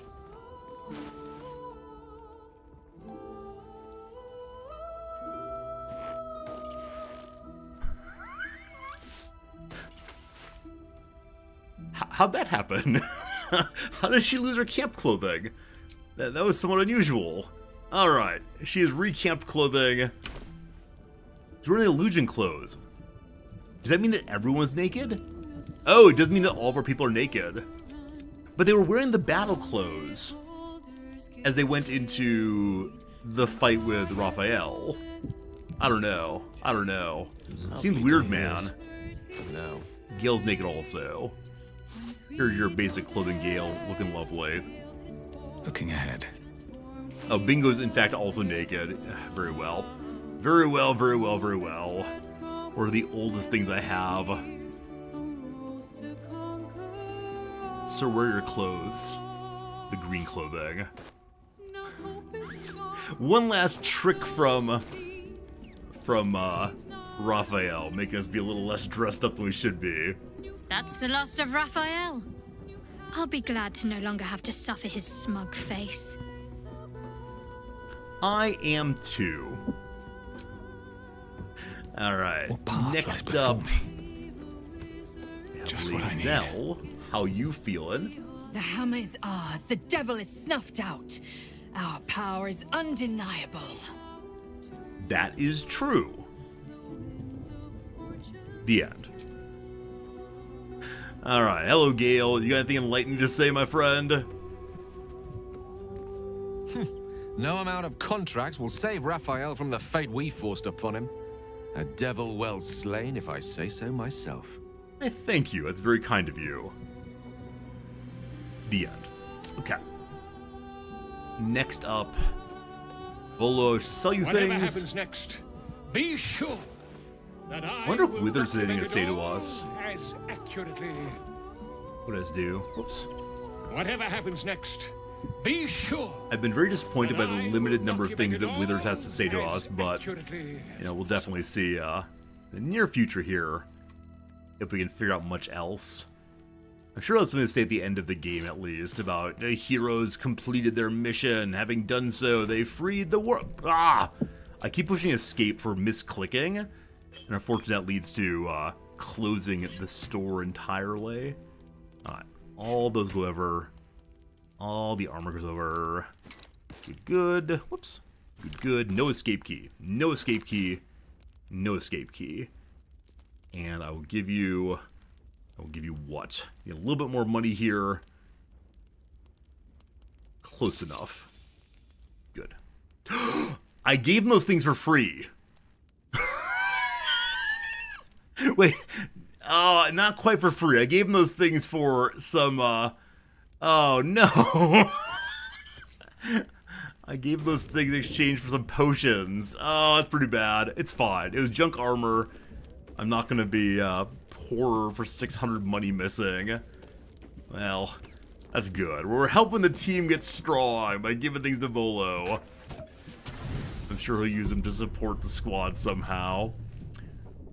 In dreams, what happens tonight? We sleep restfully, ready for our day ahead. Okay. We'll buff in camp. Sorry, we'll buff outside of camp, rather. I'm going to quickly go say hello to Hope and Corilla, and then we'll get back on the road if I can. Hello, world.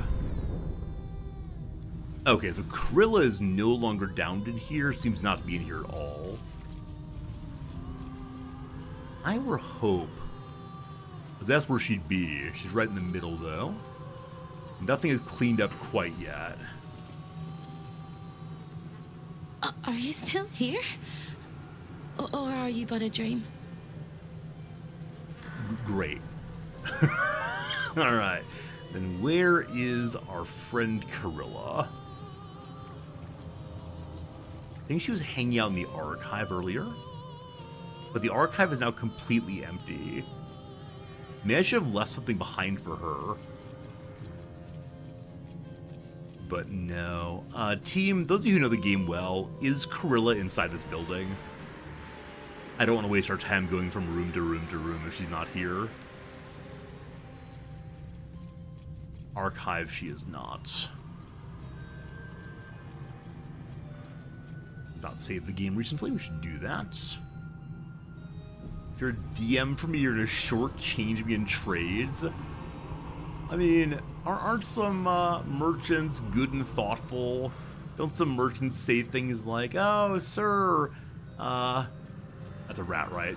Oh, sir, I can't take all of this when you've given me no money at all." She has better things to do? Yeah, like reunite with her sister. Like make a beautiful and good family. That's what she has to do. Maybe she's resting in the master's bed, having taken control of the house. She is not. Okay. So we have the prison to check, and then the gates to other realms to check. I wonder if all we get is a little storyline moment where Hope says, "Oh, my sister's alive still. Hey, thanks." She's gonna find a new devil to serve? No. We believe that she's gonna work with her sister. We believe that Hope and Krilla will be reunited, and it feels so good. I don't think she's here. I think the sisters are already broken up, unfortunately.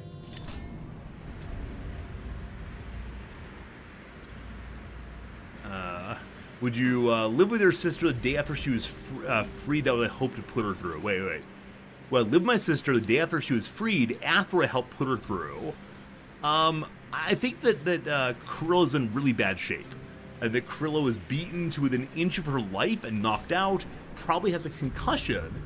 And so because of that, needs to sleep and is unable to leave the house. Also, I don't have a sister, so if my sister suddenly showed up for anything, I would be a little confused, to put it mildly. But all good, all good. Oh, hey, Shy, thank you for the follow. I appreciate it. Oops. Appreciate all you new followers during my first Baldur's Gate 3 playthrough. It's fun to explore things I do not know at all, and having you all along for the ride, it makes it a lot more fun, too. Okay. I'm guessing the Diabolist will have something to say after our adventure in the down below. Let's go do the pop here. We're gonna have a quest situation. So honestly, other than dealing with Orpheus, we have no active quests. We're supposed to go see, we're supposed to see Voss down in the under city. I have Maul's contract. I assume with Orpheus being dead, contracts are null and void. Now this might be entirely false, but gotta believe. Okay, put the Spellcrux thing on.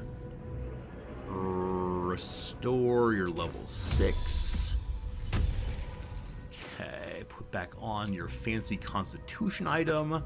If you work with Raphael, do you not get the special items, the Amulet of Health and the Gloves of Giant Strength? Or do they give them to you as a gift, along with giving you the various Karsusian item? No, the Orphic item to get the Karsus crown. Okay, that's done. I'm not going to do elixirs right now. We might need them rather as we go into later game, but right now it should be okay. Gale Light Brights for Coruscation. Gale lets us all run more betterly.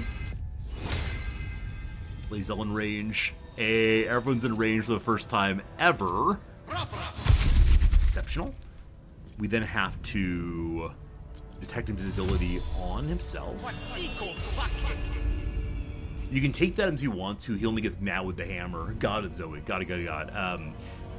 Yeah, there are traps on them, though, or at least on the one of them, and so I guess you have to deal with the trap. Maybe the Archivist gets cranky if you take things that he is looking after, perhaps. Did I just do the, wait, did I really just do the Raphael fight with my non-combat gloves on Gale? Probably so. That seems like indeed I did. What's next, I wonder? Sorry. Buttons get pressed, things get confusing, it's all good. Where's your light? I thought you have a light spell. I've needed to ask you all to help me find it before. There it is. I need to move that over. So we unlock this. Light Bright goes down here. I will surely remember to use it now. Good. Alright, maybe Gloves Dexterity are fine for combat. Extra Dex you'll higher AC. Shepard, good point. The various visiting devils were unloading Ray of Fire on Gale early in the fight. He probably would have died without the Dexterity gloves on. That's great. Good job staying alive indeed. Alright, let's go downstairs and see what our friend the Summoner is up to. And we gave her half the money she wanted in order to give us a portal to hell. We did not offer her a trinket. They're all mine. Hello to you, Helsek. Trick trips to the Hells are usually one way, especially when the traveler causes the kind of trouble you did. I knew you were a thief, didn't realize you were a killer. I'm a Raphael's paladin. death is already causing quite a stir across the Hells. It's a rare thing for a mortal to slay a devil of his stature. I'm impressed, and just a little bit intimidated. Your coin is always welcome here. And so are you, Devil Slayer. Alright, so we consorted with a devil worshipper for the sake of killing a devil. Part of me said I should go ahead and kill her now, but it feels kind of unsporting, ungentlemanly, so we won't do that for the moment. That feels like such a interesting setup for a possible DLC. Like, go to the demon-filled hell, kill your way through all of the devils. And there are a couple of moments I can imagine linking into a DLC. The big one for Shadowheart is meeting her friend. The big one here for Bingo is indeed going back to hell and fighting even stronger ones. I want a devil rush, like a boss rush, where you fight harder and harder devils until you've defeated the king of hell. Welcome back, Devil Slayer. What can I do for you? I also do not sell me things. She has 2,000 money. Now, I think we decided that none of these items were quite right for how we're playing the game. I think? Did I say that? Is this true? We don't use cantrips hardly enough, but to matter. This would be good for Jahiro, but she's not part of the team anymore. Descent into Avernus is a tabletop module? Oh, cool, Zoe. I know absolutely nothing about tabletop and how it relates to this game or basically anything else, but cool. Goodbye, unarmed gloves. Goodbye, Helda's cat. Goodbye, Helda's armor. Wow, that's 4,000 money. Alright, so suddenly very expensive. Other items pretend to be expensive. That one, though, truly pulls it off. 940. Alright. Don't worry, I didn't sell the fancy armor yet. Though surely we'll be selling it at some point. If I can find something I want to buy, right? This is the issue. Wait. These are Lae'zel's gloves. Did I accidentally click them off on her? Is Lae'zel standing around with no gloves at all right now? Also, did almost refer to her as Gazel. I'm sure that playthrough does exist out there. Huh. Now you've seen... Lae'zel, what are you doing? Oh, enough waiting. I crave blood. Oh, she's wearing the Hill Giant ones now. Yeah, we talked about that transition. Though the advantage on melee attacks seems so good, my sense is because of our precision attack, we don't necessarily need the bonus here. You like the Heldusk armor a lot more on her than the current one. Yeah, it is 18 to 21, isn't it? As far as AC. I do enjoy reeling on her, though. Oh, and a critical hit. I think this is what we discussed previously. Critical hit reduction seems so strong. My faith protects right, where Shadowheart's shield we discussed compared to some other fancy shield. The Bulwark of somebody. I think the Conia's possibly. And we decided that no critical hits is huge. I'm overrating critical hit immunity. Am I being one guide right now? Team, am I being one guide? That one guy is telling me critical hits are not that big of a deal? I mean, the Heldusk armor causes other people to turn on fire, and you yourself do not turn on fire, and you take 3 less damage. The AC is too low. I guess I don't understand how AC works. That's the fairest thing to say here. I'm sure the D&D nerds understand things. lot of different options. On my difficulty, I should do what I feel is best. Directors that mean at higher difficulties, the Helldisk armor is just better. Stop playing badly.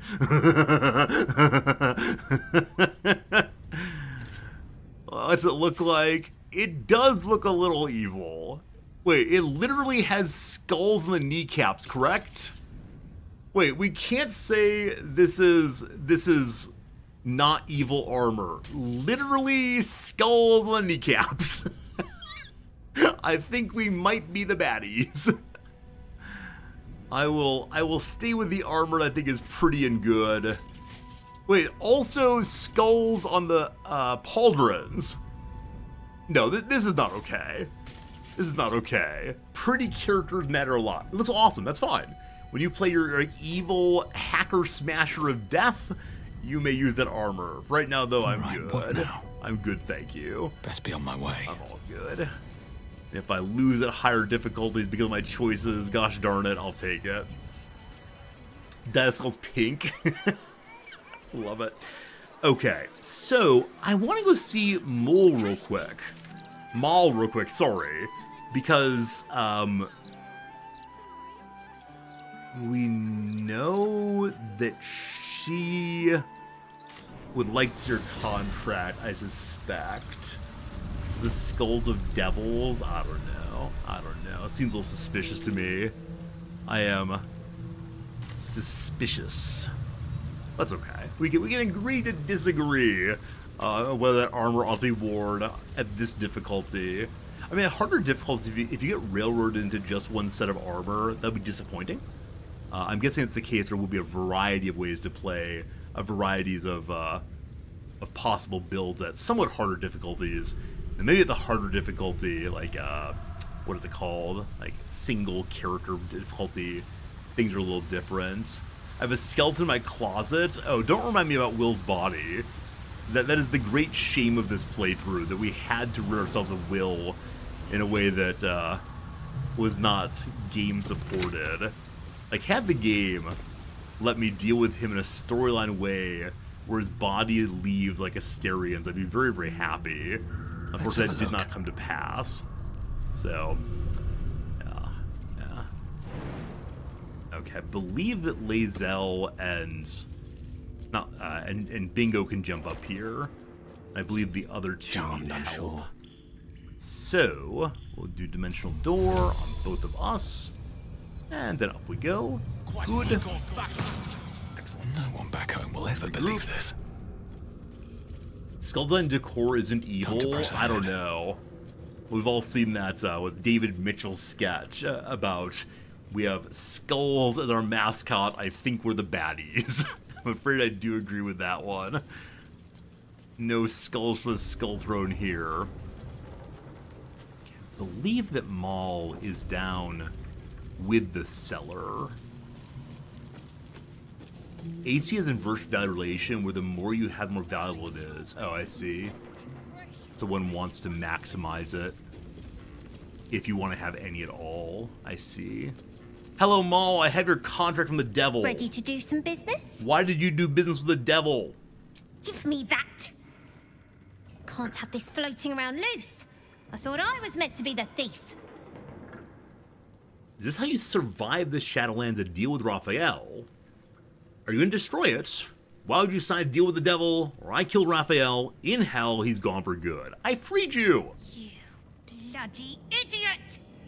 You can kill half the devils in the hells for all I care. But Raphael was my patron.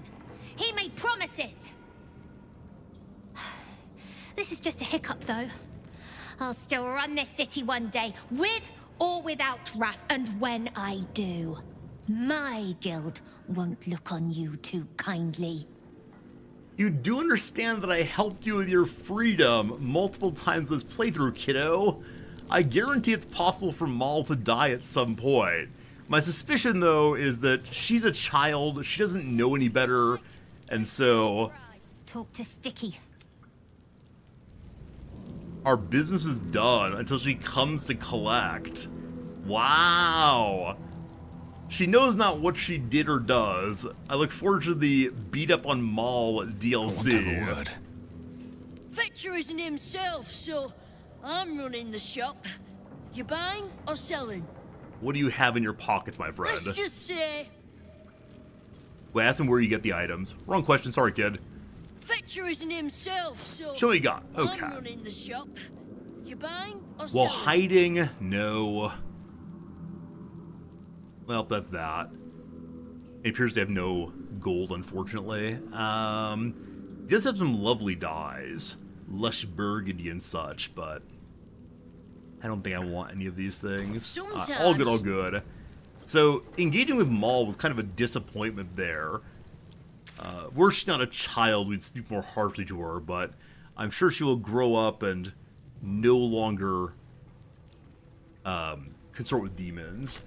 He has 2,000 gold. Wait, I missed it? Fetcher isn't himself, Where's your gold? so I'm running the shop. You buying or selling? Oh. Do some... Aha, there it is. We were in trade mode, and so I didn't see his pile of money. We understand now. Sorry about that. Definitely my bad, as the kids say. Or said once upon a time. From Behat, you may go away. What else do I want to get rid of? I mean, the Ring of Truthfulness with advantage on insight sounds amazing. If only I had more fingers. Is all D&D based around having only 2 finger slots? Like, are magical items such that they need to be kept apart, or it's like crossing the streams, so to keep them on different hands, and when your hands come together, a 2-handed weapon, you feel your hands pulling in ridiculously? In 5e, you get 3 magic items, so neck piece, ring, yeah. You have to make choices. I don't like the choices I have to make on rings, especially the things that have bonuses for checks, because one never quite knows what item you're going to need as you go into the check. So things like the Ring of Truthfulness feel like they're much more useful on one's second or playthrough, if you're able to like write down where the checks are, but on a first playthrough they seem much less valuable. Maybe I should have sold them a very long time ago. I don't want to cheese the checks, but those items feel like they might be Chuck E. Cheesers. The competitor brand of Chuck E. Cheese, it's Chuck E. Cheese. Alright, the Amulet of Misty Step I don't suspect I'm going to use ever again.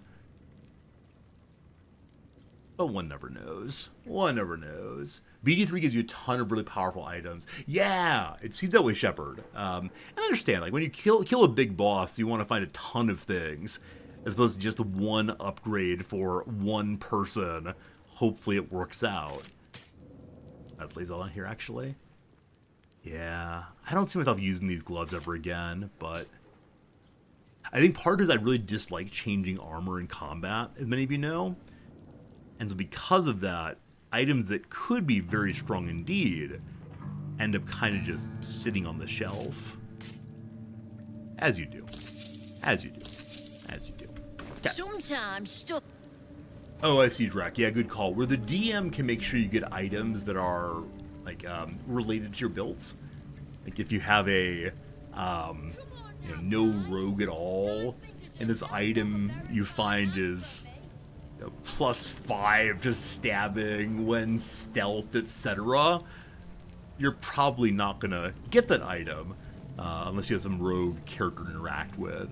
I get it. But in this game, they've made the items, then you made the characters, so it's less well connected. I get it. Okay, I believe that next we need to go find Voss. He's in the Undercity. Do we know where in the Undercity you are? Maybe. Are you really all the way in there? Oh, that's the Elder Brain. Do we know where Voss is? Here. So just north of the city sewers. Whoops. Cool. This might be our very last side quest moment. It is indeed possible. I'm going the wrong direction. Up this way instead.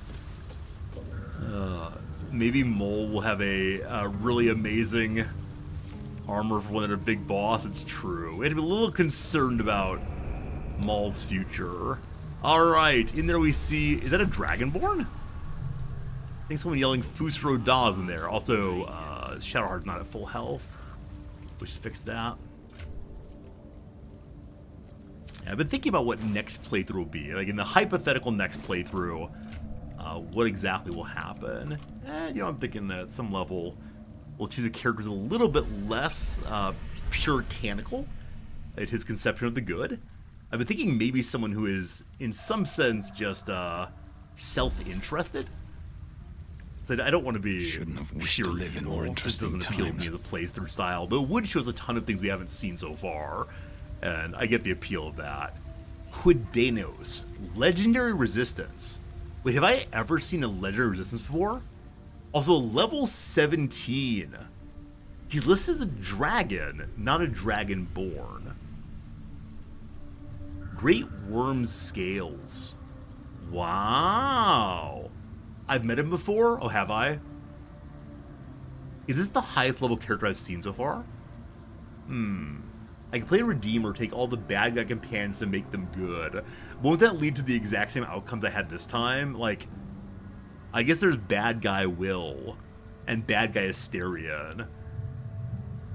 And I don't know enough about Karlach, but I know that if I call her bad, you'll all freak out, so...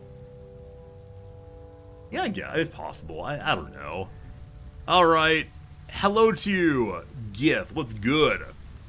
Kithrak Voss, may the astral sea be still as you cross it. And may your mind be of steel, so your blade may be of silver, Talak Magir. Have you retrieved the Orphic hammer? Will our prince's chains finally be broken?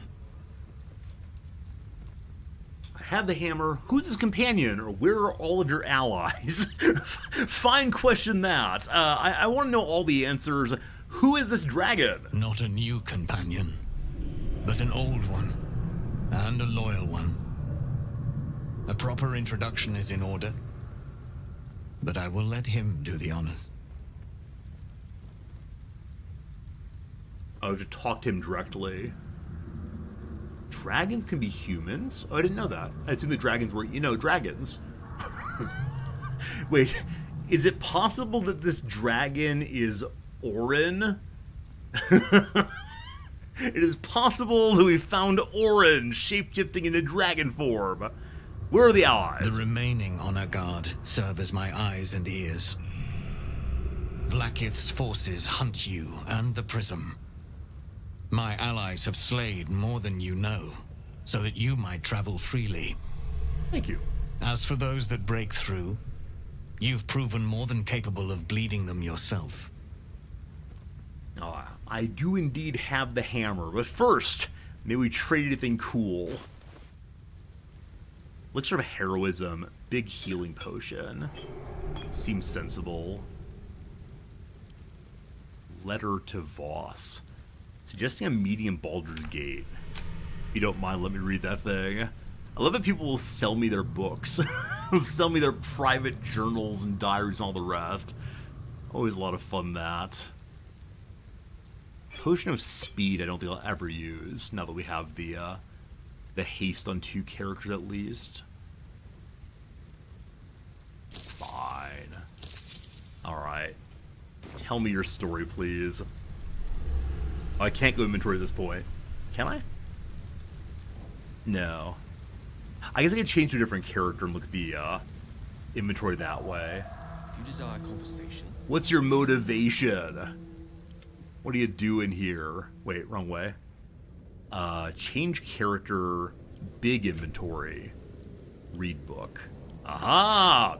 How pleasantly surprised I was to hear from you, dearest Voss. Why, it seems just yesterday I watched you slice through the astral sea in the name of your beloved Queen Vlaakith. My goodness, times have changed, haven't they? As for your not inconsiderable request, I might be of some assistance. Yes, I possess the key to breaking the astral prisoner free. Okay, it is indeed Raphael. But I require a most valuable promise return, one you are in no position to make. But if man of your most illustrious stature requests my audience, who am I to refuse it? Find me in Baldur's Gate on the upper floors of Shress's Caress. I can't wait to hear what you've been up to. This is why Voss suggested that we could go ahead and work with Raphael if we wanted to. Hey, Aishel, how's it going? How's it going, Aishel? Good seeing you.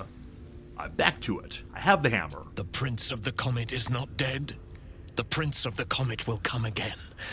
The Prince of the Comet will liberate us from the Lich Queen's tyranny. The prophecy is one religious step moment closer to fruition. Gith's son will soon ride against Vlaakith, Voss, and I will follow him into battle. And you will wield the greatest gift Mother Gith ever granted her dauntless children. What's that? A silver sword. I will carry it for the honor of Gith, the great liberator, and her unforgotten son. Istik, now that you have the hammer, you must find a way to enter the astral prism. Once inside, smash Orpheus's bonds. His cry will shake the plains, and I will fly to your aid. The Prince of the Comet will sear the heavens again. First we'll defeat the Absolute, then we let the Lich Queen tremble. Think again. I will not permit your entry. Okay, a few things. Number one, maybe the Lich Queen is actually the final boss of the video game here. Yeah, maybe indeed there's a way to a much bigger end game. So that's why I can't end this playthrough anytime soon. I don't know. That he insists the Absolute must die first means maybe it is like a DLC kind of moment. I'm not sure. So the Emperor will not let us in. We have to get in. You need to let me into the prism. Is there a way to convince you? I'll find a way in, or ignore the Emperor. I'm going to ignore the Emperor. I don't think the Emperor does well with being treated as trivial. Questions, Istik? You seem to be lost in thought. Oh, also, a silver sword. I don't know enough about the hardness and goodness of metals. In the D&D universe, is a silver weapon considered especially good? Or is it instead just like a silly video game thing?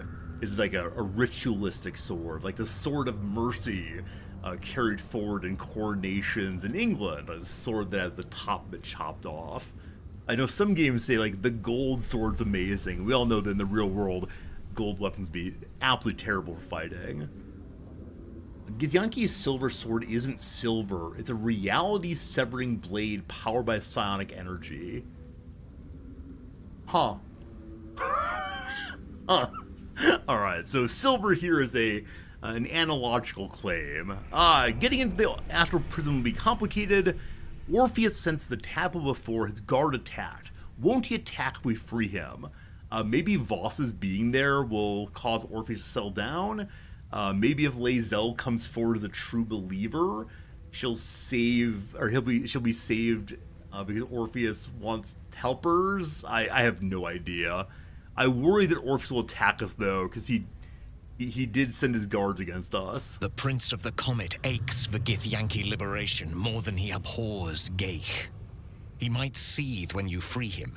He might gnash his teeth and slander your name. But he will see reason. I promise you. Do we believe Voss? I mean, obviously Voss wants Orpheus freed more than anything. Is he willing to sacrifice a non-Githyanki for that? Is he willing to sacrifice anything and anyone for that? I feel like I'm stuck now, either believing the Emperor or believing Voss, and my vague moral hope that we don't need to rely on slavery to win the game, or to defeat the Emperor. I shouldn't say win the game, that feels reductive. Yeah, it's willing to make a deal with the devil indeed. I've got to go back to my initial sense of things, which is paladins oppose enslavement, even if it's for a consequentialist good. The paladin does not kill one to save five, I think. Paladin rejects consequentialism and cares only about action and intention, at least in my sense of paladinity. So, okay. It's gonna be hard to get in there. Yes, but you will meet this challenge, as you've met so many others. How would we do that? Istik, friend to Orpheus. Together we will end the Elder Brain which shakes this city. Then I turn my sights to Vlaakith, the Queen of Deceit. We could have stayed with Vlaakith. Like, this is one possible path through the game. We showed Voss the Orphic Hammer, and he gives a powerful silver sword, the highest rated weapon in Githyanki custom.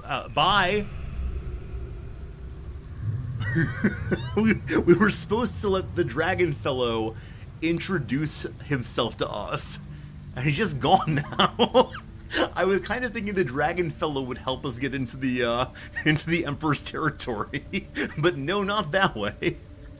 Alright, that's Voss, left to prepare for the revolution that will follow Orpheus' deliverance. We receive the Silver Sword of the Astral Plane, obviously a weapon for our friend Lae'zel. When wielded by Githyanki, the weapon deals more damage. Also, Githyanki, who has this bonus to a whole bunch of stats or saves, and has the standard set of moves. The fervor with which the Githyanki express devotion to their queen is admirable to some, disquieting to others. When confronted with the fallibility of the divine, since no one is wholly perfect, who knows what reaction such folk might evince? Alright, well, she is definitely not absolutely loyal to her queen, but may the sword will work for her anyway. I have to say I'm very, very happy that there's a set of big weapons, especially for a Gith character. Because if my two-handed paladin of my dreams had to compete for weapons with Lae'zel, I would almost certainly not be using her. I'm guessing some games only encourage one to use one big two-hander character. There she goes. She has bonus resistances now, including to Psychic. That seems really, really important.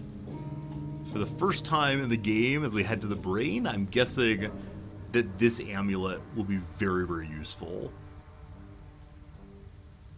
We can fire Ancient Grudges.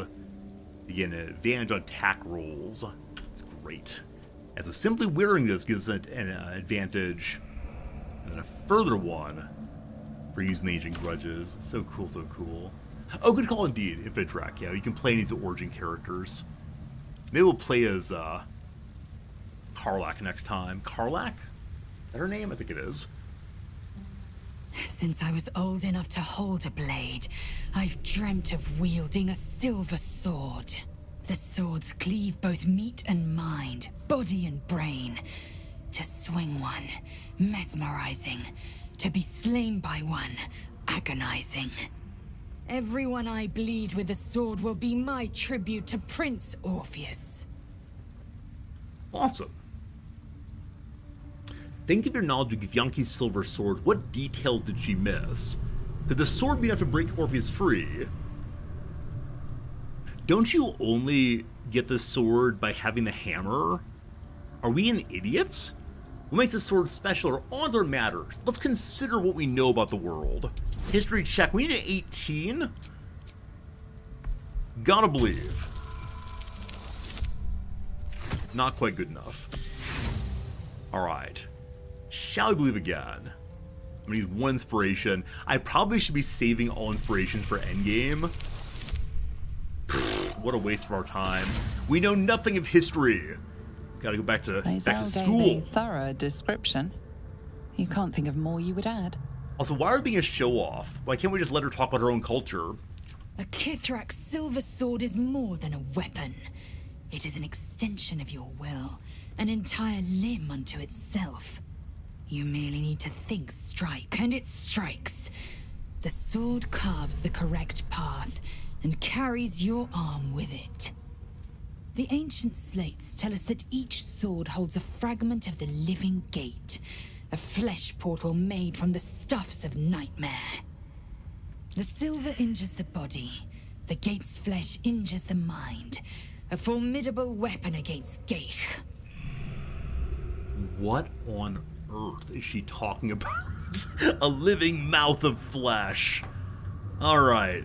Lae'zel, thank you for that. Very good indeed. So, we have to find a way to get back into the artifact. We used it a bit ago, and nothing happened. Could I try to smash it and see how he reacts? I don't think I can drop it, though. Such a curious artifact. Nothing different. I wonder if, as we head to the area where the Elder Brain lives, if he will be forced to let us in for some reason. But I don't know. I don't have any markers on the screen about, like, go here and you'll have the opportunity to talk to the Emperor. Team, I'm going to ask for minor back seating, because if you don't tell me, I'll go hunt around the entire city. Is the way into the amulet or the equivalent up north here? Because again, if I don't find out, I will just go through all of Act 3 till I find a place. It is that way. Cool. Thank you. Thank you. I don't mind asking questions when it's a matter of if I don't know, I'm going to waste everyone's time, as opposed to, like, storyline stuff. All right. It is time to get elixirs going. If we're fighting the Elder Brain so-called, I believe we want psionic resistance. I should go through all of Act 3 to find content I've missed. Yeah.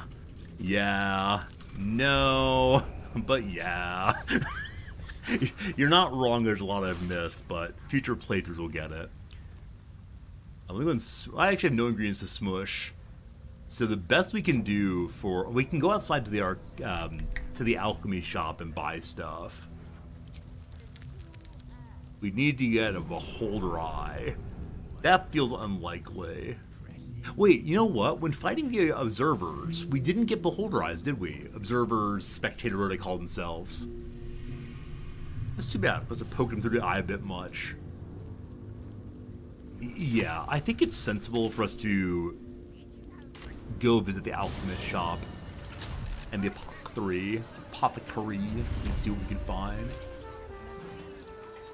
1 hour of stream remains, my friends. It is the case that today I have my Japanese lesson. Always very exciting / horrifying. This morning I spent some time working on my conjugations. I'm feeling pretty good about my knowledge on that, but you know. Oh, this is the person who sells still breathing gems, I thought. Despite everything. Do I have enough time to finish the game tonight? No. No, there's no way. I got 1 hour. Welcome back, my darling. Are we feeling ruby? Amethyst? Okay. Remember? Maybe it was upstairs. Breathe deep and move. It's upstairs here. All right. Hey, Pomacy Quirkalicious. You sell musical instruments, don't you? Delighted to see you again. Yeah, not from me, my friend. Thank you. I must have gone to the wrong building then. I thought I saw a potion over top of this door. But I'm ready to admit my fallibility, my error. Oh, it's right here. Oh, that's a musical instrument upstairs. Okay, just wrong building entirely. Let's continue around, see where it is exactly.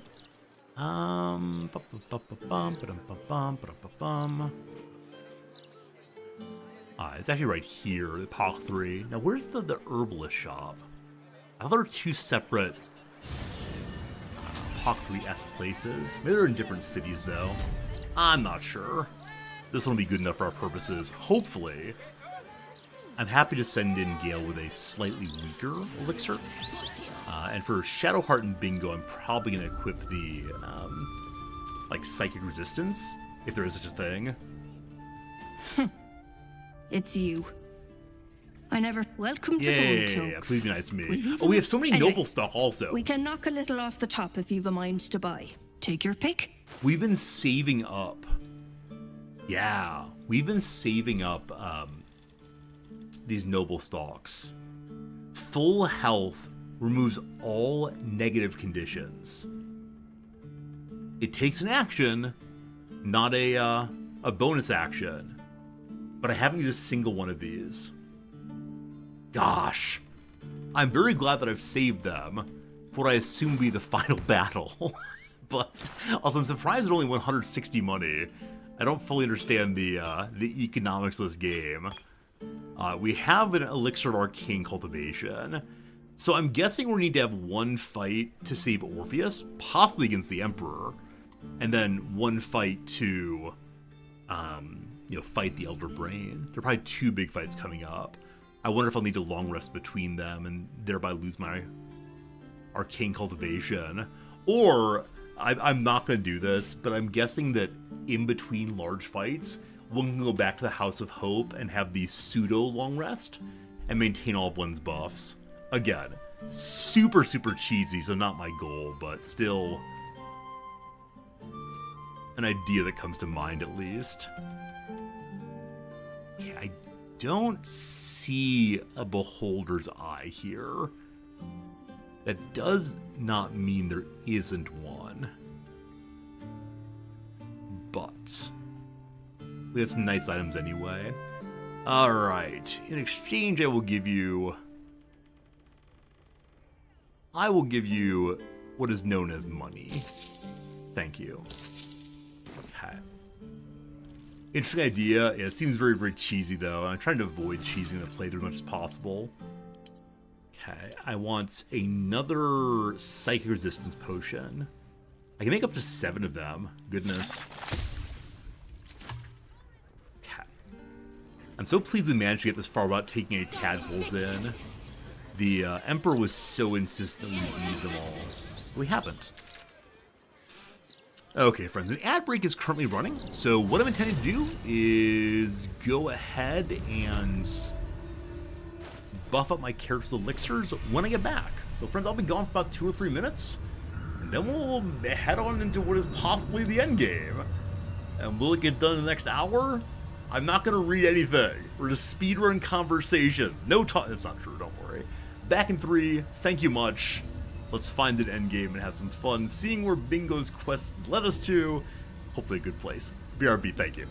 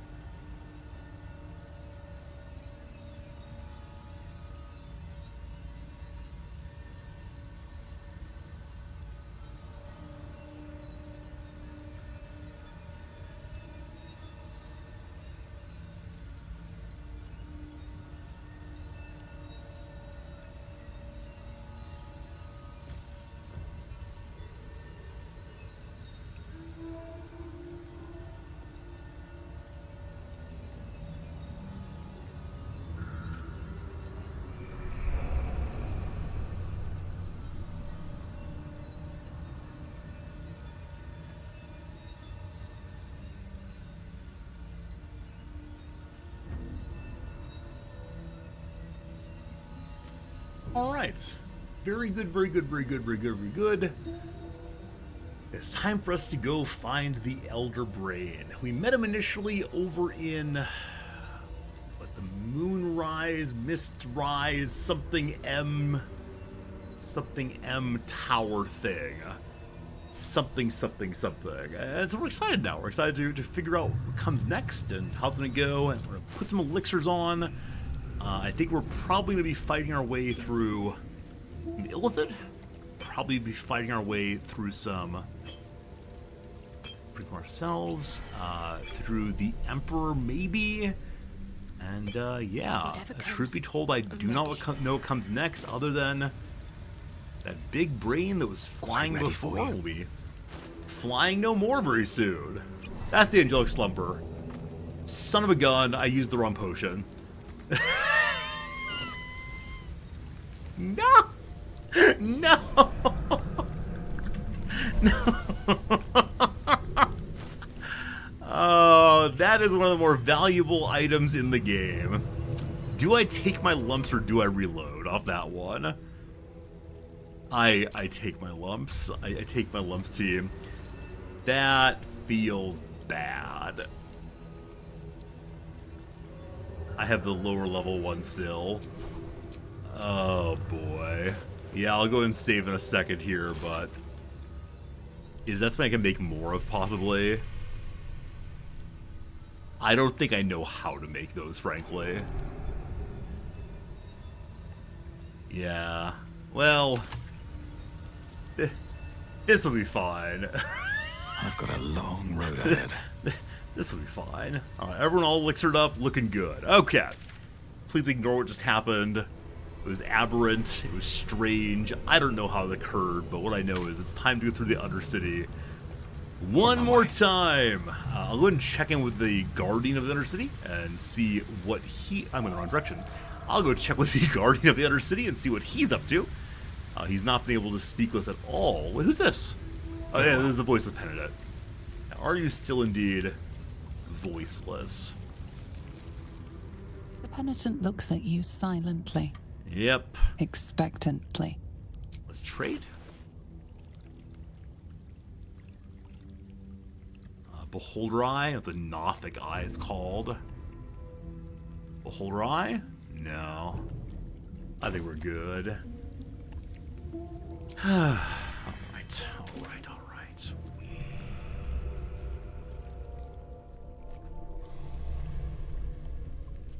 I'm trying to remember how this all fits together. The Temple of Bald might be the closest thing. And then back up the stairs right here. I'll climb. Hey, good job, team. Man, as we go through the Act 3 areas, I'm thinking back through a lot of really interesting fights and experiences we had on the way. But I do kind of sort of wonder what I've missed in any of these areas. Alright, I remember as we turned this way before, the Emperor said, "Do not do this, you fool." I wonder if he's going to say the exact same thing this time, or if instead he'll be a little bit more open to the idea of our going to see the Elder Brain floating along.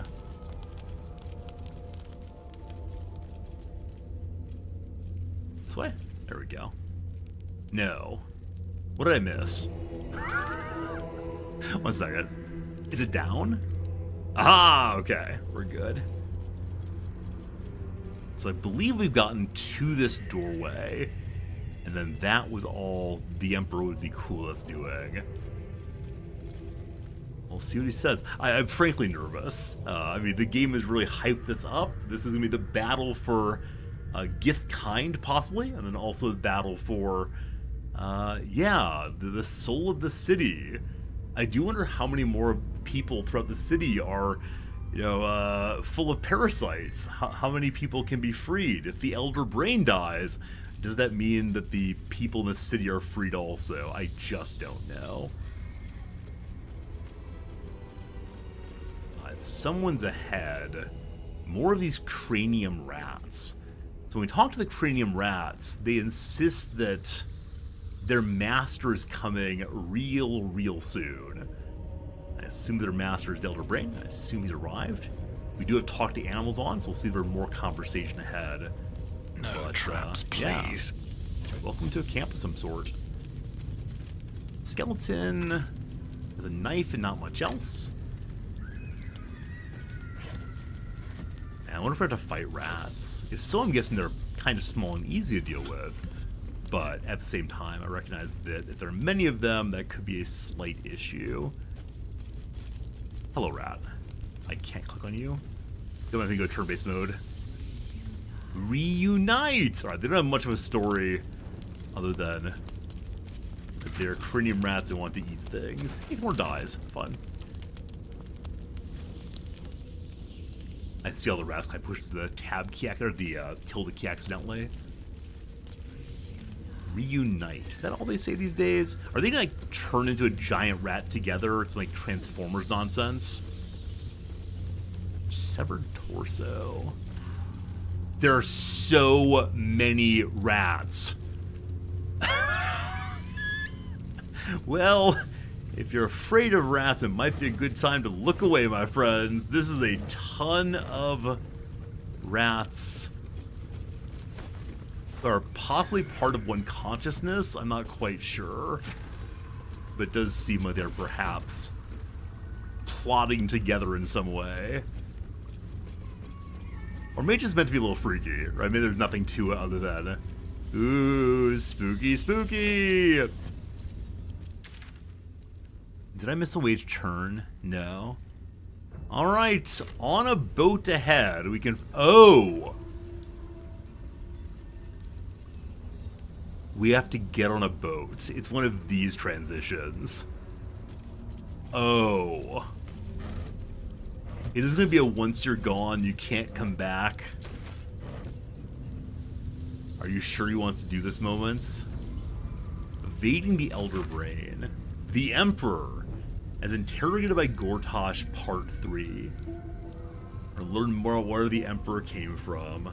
When we captured you, you were a rogue, an autonomous illithid beyond the power of the Elder Brain that transformed you. That is correct. When we brought you back into the psionic ambit of the hovering Friend of the Absolute, your defenses were overwhelmed, you returned to your former servile state. Also correct. How did you escape control of the Elder Brain in the first place? In my original humanoid form, I possessed an exceptionally strong personality. So much so that even after Ceramorphosis, I was still substantially myself. Of course, I concealed this beneath a semblance of perfect servitude. And that's why the Elder Brain was willing to send you on colony scouting missions. Yes, as I told you before. I think we may have read this previously. How long were you able to feign mental slavery before you were able to escape? 13 3/4 years. So finally you were given a mission to Baldur's Gate, distant enough to be out of the Elder Brain's control. That is correct. Remarkable. That is correct. You don't mind that we've brought you back inside control? I'm entirely devoted to the needs of our Elder Brain and of its masters. Wait, I have read this? I can't remember now. You're not lying about it, right? Correct. That would be impossible. I think I've read this before, but it feels different now.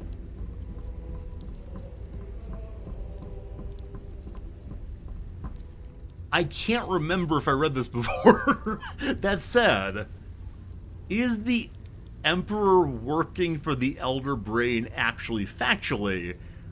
Or is he working for himself actually factually? There's no way for me to know. Is there?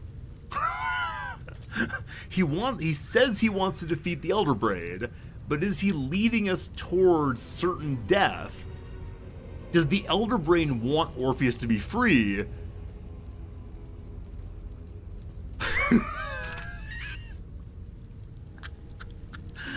Also, did the Emperor try to use Gortash before he used me? Oh man, the cranium rats all standing at attention. Cursed to put my hands on everything. Circle here. The Morphic Pool Dock, it's called. Huh. Exactly right, Pharaoh. Is that the is that the Emperor is trying to trick me to trick the Elder Brain, but the Elder Brain wants the Emperor to trick me for the tricky. Well, unfortunately, the Paladin, we have one and only one way of discovering deceit, and that way is smashing it with a hammer. I feel like I missed some of the cranium rats. There's more to them here.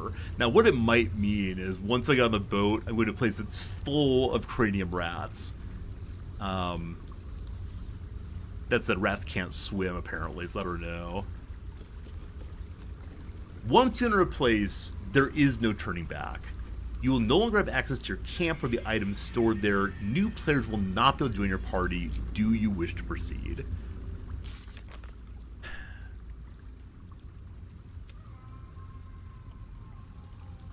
I need to find a way into the Astral Prism. I believe we established it's through here, so that's fine.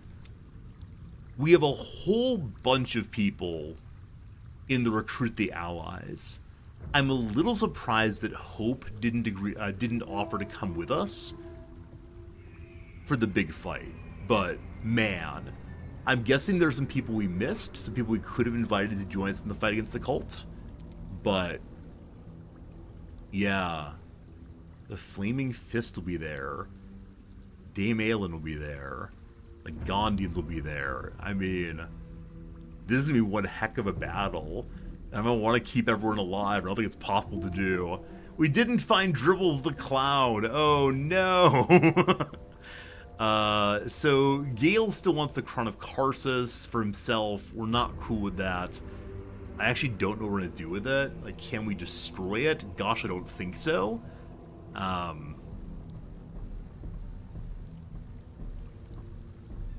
Mistress Gale take the crown and return it to her, exchange for which she'll rid him of the orb, or the thing inside of Gale that keeps wanting to explode. So I guess Mistra's gonna get this. Now, will that make her even more powerful than before? Will that cause problems? Probably, but that's Baldur's Gate 4 issues. Alright, team, it is time for us to go through the zone. I wonder if we'll get dumped into fight immediately, or what, but here we go.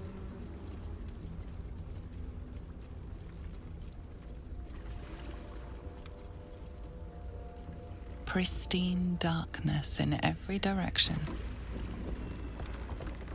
We didn't bring a torch. We're gonna get eaten by a grue.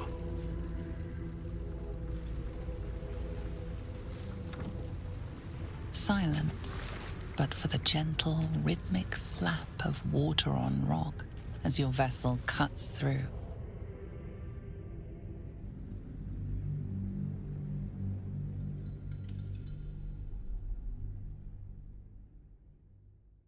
I'm excited for the end game, but also a little anxiety ridden right now. A number of you have said that getting into the end games would really reignite my love for the story. So we'll see how this goes. See how this goes. I like that we have Gale's light stick as a bit of a guide here. Also, don't we have dark vision?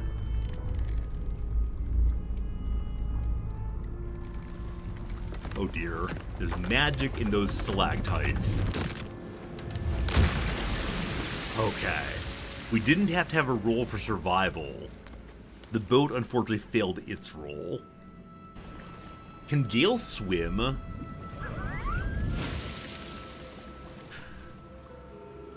I don't know, Lae'zel looks kind of like a reptile. I think she's got it automatically. Shadowheart's really quite weighed down with armor. This better not be a single fight. This better not be, like, player character versus the end. Oh no, if I have no Lae'zel. Ah, here we are. We're all good, all good. An overwhelming force pushes into your mind. The brain. It is here. You pawn through anomaly. Erase. Remove. Extinguish.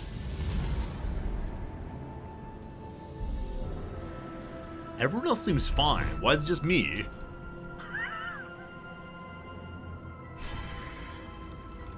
Can you smell it? The brine. It's infused with magic. The brain is here. Okay, well, here we are. We can climb up and look at some table. There's a prison of some sort over here, was at one point. The brine is infused. Oh, I wonder if the brine's be entirely full of parasites. I have various barrels to pick up, and people have mentioned that you can be very cheesy by taking barrels from place to place and like shooting them with magic missile and causing crazy explosive damage. I think someone in chat referred to it as barrel-mancy the other day. Have any of you played through a barrel-mancy playthrough? In which you, I'll say frankly, cheese the fights all the way through. Alright, in the box we find a remedial potion, which removes a tremendous number of debuffs. Fine row. It's not cheesy, it's clever. Alright, we haven't had a vote in a while, but I'm interested in the community's thoughts on this. We're voting on what's called barrel-mancy. Instead of fighting with your spells and your swords and so on, you instead bring a bunch of large barrels that explode and dump them into one place, and then shoot them, and bosses die in like one move. Yes, no Gouda, no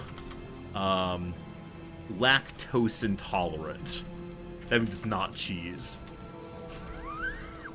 Please vote now. I'm curious your thoughts on this one. I strongly believe it's cheesy. And, I don't know. If the game lets you do it... No, I'm not saying it's cheating. I want to distinguish from the cheating and the cheesy. I continue to think that I should write an article about this, like the philosophy of video games. The cheating, the cheesy, and the ethics of video gaming. Get right on that. Alright. Why am I taking money in the end? Who am I gonna buy things from? Oh, did I not phrase the poll well? Is barrelmancy cheesy is the question. Goods delivered upstairs. Terrazol, 6 pouches, Dreamus, 14 vials, Wyvern Toxin, 2 bottles, GQ Blue, but 2 bottles, Basil, 3 bottles, Spectator Eye, 1. I don't know what this is talking about. Negotiations. The talk with those 3, this is probably Gortash and so on. Most of you say that it is indeed cheesy. Very good. The 3, it's also the 3 that are going nowhere. So probably Gortash, Orin, and Petrick Boss. I don't know what they want, but I'm close to cutting contact. No good comes from negotiating with the deranged. L. Should I remember an L other than Lae'zel team? Is it possible Lae'zel has been going to betray us? She's been working against us with the Elder Brain the entire time. When she was captured by Orange, she was actually, like, making contact with her cult. L. My explanation of barrelmancy is wrong. Oh, I thought it was, like, piling up barrels and shooting them with magic missile. Oh, barrelmancy is dropping heavy barrels on people. Oh, interesting. I'm sorry, I misunderstood what it was. Someone called explosions barrelmancy a couple days ago, but very well. I don't know who L is. Maybe the Emperor's real name is L? Huh. Back to Intellect Devourers running away. I wonder if I could have shot that one. Preparing. Calculating. Evolving. Did the Elder Brain's voice just change slightly? I'm also morally opposed to using liquid locks in Oni. Julie, you're absolutely right. I think if I identify something as being cheesy, not cheating, but cheesy, I try very hard to not do it. I'll find the Emperor's real name next time. Is it only when you seduce the Emperor they say, I'm actually known as Lionel, the train company. Yeah, I don't know why it's Jewel. I mean, part of it, it isn't though. I was gonna say part of it might be that people are watching me, and so I don't want people to say, ah, you cheeser. But I don't play in that way even if I'm playing solo. I don't know. Strange thing. We had a constitution fail there when the Emperor was, not the Emperor, sorry, the Elder Brain was shaking us, I believe. Who's been coming? Oh, the Headless Corpses. We know that the Emperor has said he needs to eat brains. And so I wonder if this is a case in which all these bodies are being, their brains are being eaten by Illithid, possibly. Survival. We haven't dug in a pile in a while. Come on. Personal note. I don't know why I'm always the one being sent to smuggle goods into High Hall. Do I know what High Hall is? I value my neck just as much as everyone else here, and those traps are just as dangerous as the day they were installed. It's only fair that I get a danger bonus to the work, so if you find this cash, it's because I'm keeping it here for retirement. High Hall. Maybe that's part of the upper city. I don't know. I attribute any good mechanic use to being cheese. I understand, like, pushing a game to its limits, etc., but it's probably for roleplay reasons. Like, the idea of, in a roleplay world, anyone dragging tons and tons of barrels to a place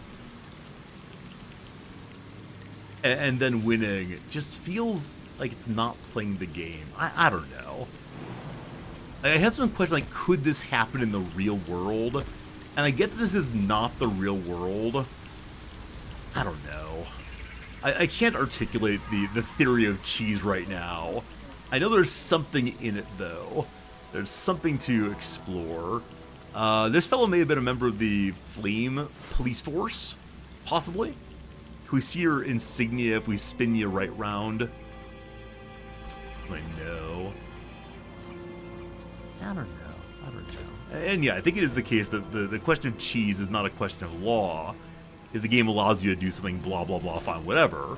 It's instead a question of, like, in a gamer morality. Is like cultivating positive virtues? That is the question here. You watch a stream of a girl playing through where she didn't let an enemy take a single combat turn. Jewel, do you think that's cheesy? Like, if we were playing as Superman beating up children, I guess I would understand that. But I think it's a little cheesy to not let the enemy have any turns at all. Now, again, if you want to do it, more power to you, I guess? I don't know, though. Oh! Corresponds to the Knights of the Shield. The Knights of the Shield are the police-esque group that the Emperor created when he was in power in the city. Ah, this is a ledger of contraband merchandise from a team of Knights of the Shield smugglers, with additional notes to the effect that, under pressure from the newcomer Gortash for smuggling into the upper city, they've been forced to fall back on using this long unused route. Subterranean creek that connects with the Keonthar, something like that. So it's a river, I believe. Alright, so these folks are ones who were loyal to the Emperor at one point. Maybe the Emperor couldn't find enough criminals to eat, and so began eating his own troops instead. I'm trying to figure out which way to go that does not lead to the final fight. And both directions seem to lead to places that could be final fight-esque. So I'm going to continue on the one I'm on, and if I see Elder Brain ahead, we'll have to turn back around if need be. I don't know. Like, in Raid the Theory of Cheese, and I do need to outline this and, like, write a prospectus, of course. if someone plays through their first play of a game with their, like, the game wiki open the entire way through, is that cheese play? It undermines the challenge of the game. Now, there's an argument in favor of, I paid money for this game, I should experience it any way I want to. Fine. And there's an argument about, like, shouldn't we play games in easy modes if we want to?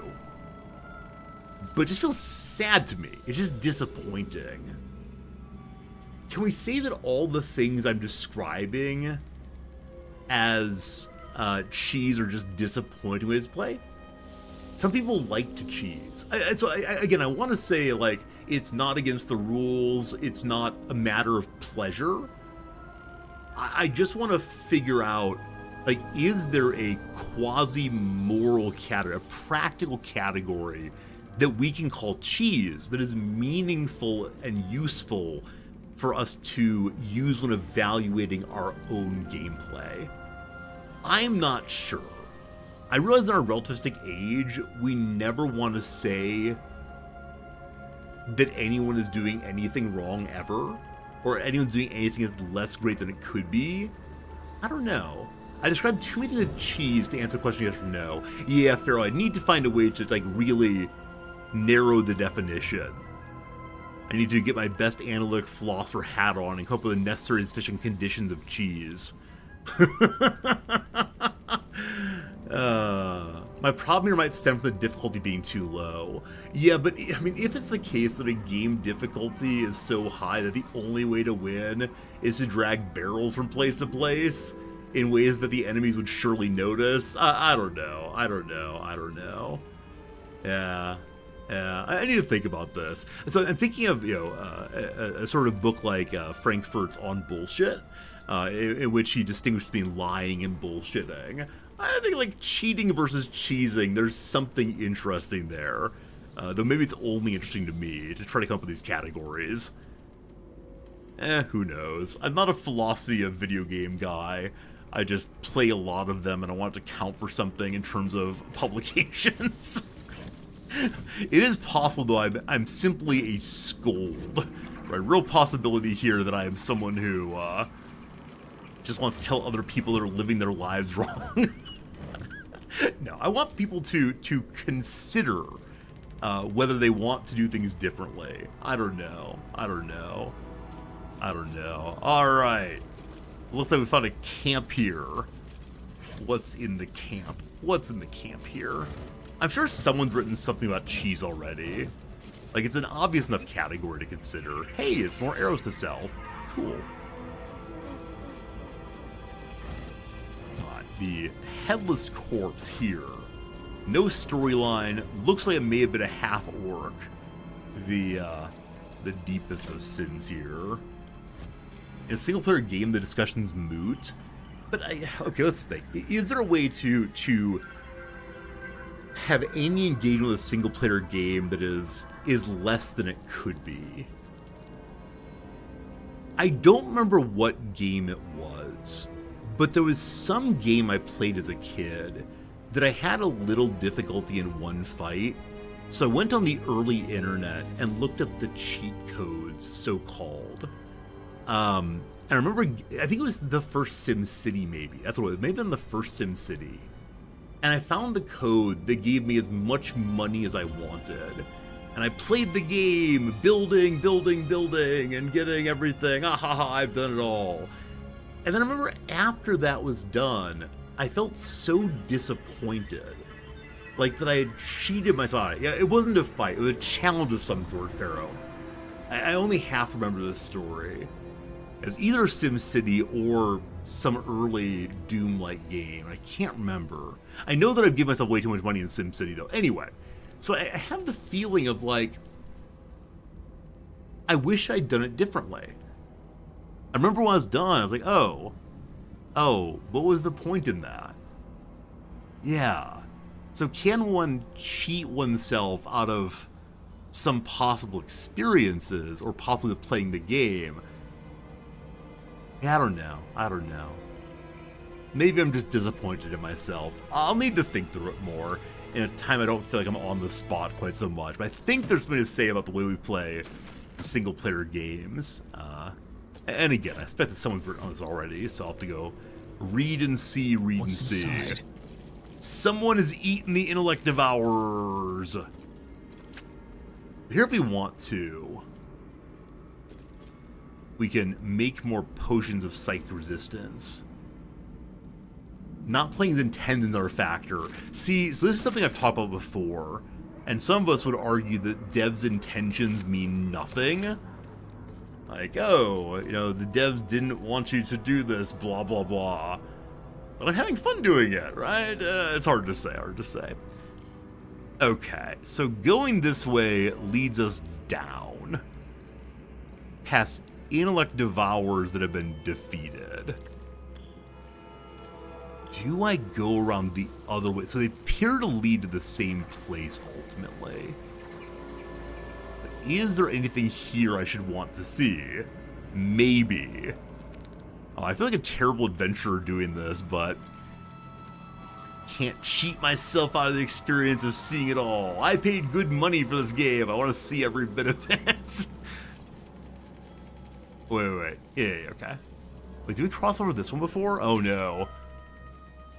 Okay, I think these lead to the same place. Maybe this is like the question of what are video games for, some measure. Controlled. Oh, no.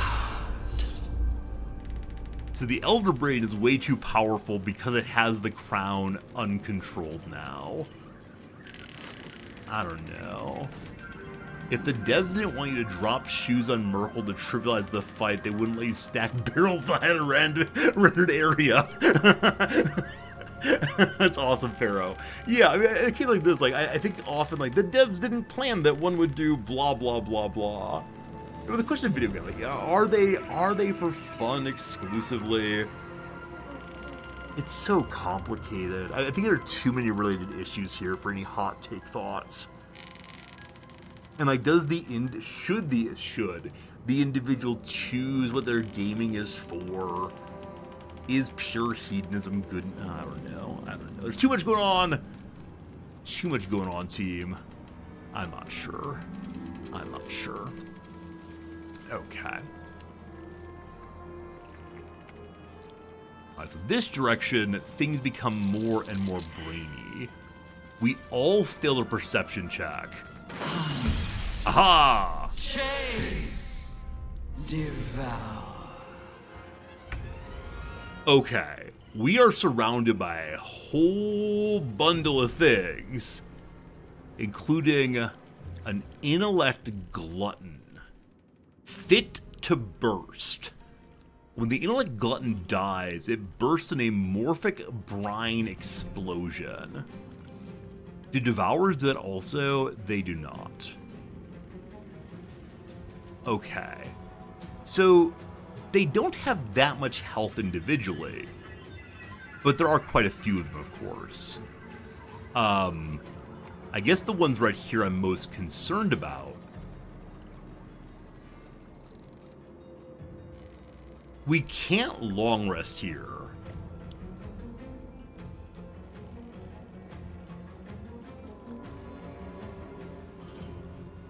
Huh. Also, why doesn't my... Oh, I didn't turn on Kreska's favor. Also, why don't I have my free spells over here? In whichever way.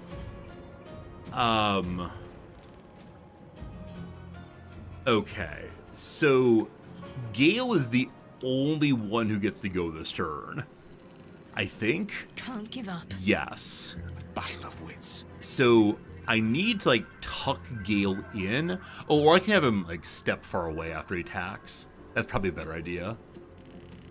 Yeah. Maybe. I don't know. I want to deal with the exploding one straight away. I appear not to have Fireball equipped. Is that true? Sorry. Sorry, team. It should be equipped. I don't know why it's not. Huh. Do you have anything that helps other people lose their surprise? I don't think so. I don't think so. Hey, Kevs, I appreciate that. You asked Birdie about people cheesing games. He doesn't mind as long as people get joy out of what he's made. Yeah, I mean, if it's just fun as the goal of gaming, then yeah, I get it. I don't know. It's possible I'm overthinking this one or overcomplicating this one. But Strawberry Kevs, thank you for asking someone who's in the field, as opposed to me just wildly speculating. So, like, the closest analog, and I'm sorry, I know we're playing Baldur's Gate 3, actually focused on the story. The closest analog, though, is when I construct an essay question, we'll say, or an assignment, and it's pretty clear what I want the students to do, and someone tries to give a tricky response. For example, if I ask a question like, do you believe that blah, blah, blah, blah, blah, and a student writes no, period, because I didn't say, why do you believe this? And then they try to say, look, you need to ask for the thing you want. I don't find this like good, clever enjoyment time. I find this enraging.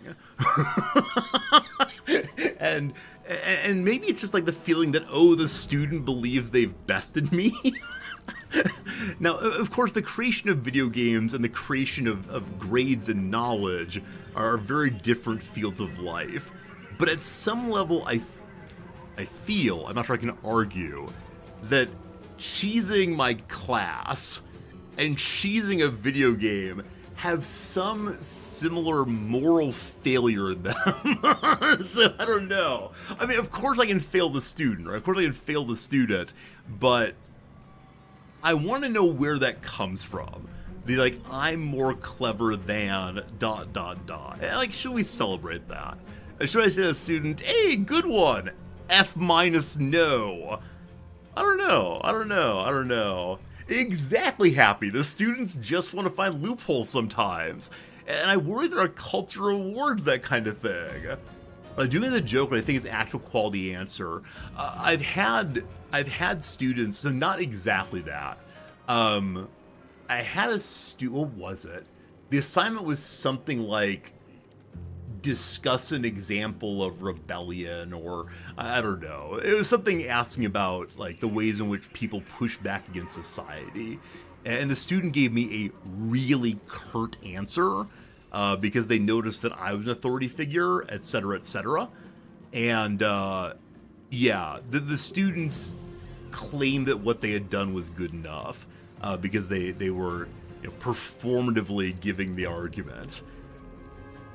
And I don't know. I was pretty displeased with the student. I asked them to submit a different paper, but yeah, they believed they'd done the job, so I don't know. Yeah, I think maybe I don't have a lot of guile myself. I'm not a tricksy person in general, and so maybe I envy the people who are able to do this, who are able to see through the rules and want to do so.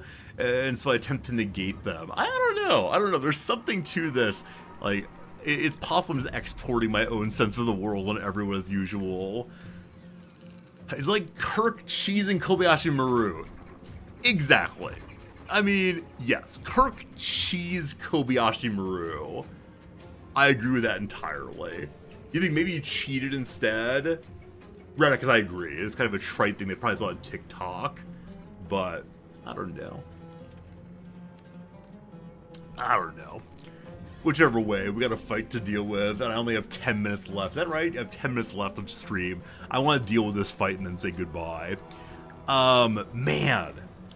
I cannot believe I wasted that angel spell. I don't know. It's a no-win scenario. You gotta do what you gotta do to win. I mean, I think occasionally my students are that way. I don't have any time to do X, so I'm gonna argue the professor that I did the thing. The Zomboid is probably pushed off to go to the cheese topic. Yeah, this is the first day in a while where I haven't stayed focused on the story of this thing, in part because there is no story. The story is just, ooh, spooky, spooky. Now, I'm sure we'll get more stories soon, but I found myself thinking about other things. I can refill a level 4 spell without too much trouble. I'm hoping also that when this explodes, it'll harm the ones around it. Is that true? I don't know. Hey! Unfortunately, they saved against it, so it took less damage. And again, a character with 1 HP survives. Boo!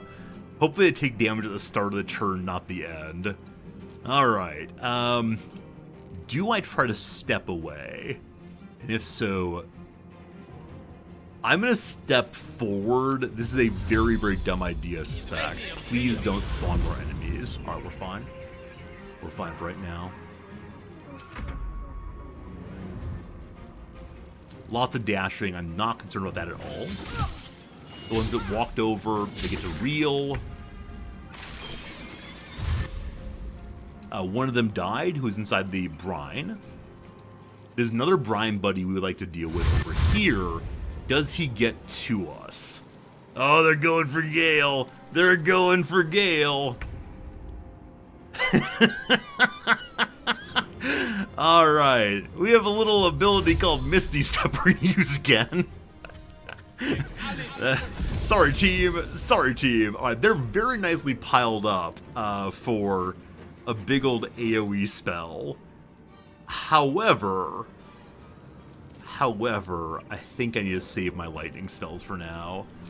So once again, here comes a level 4. Level 3, I'll go level 3 this time. So we're gonna do those attacks plus 1.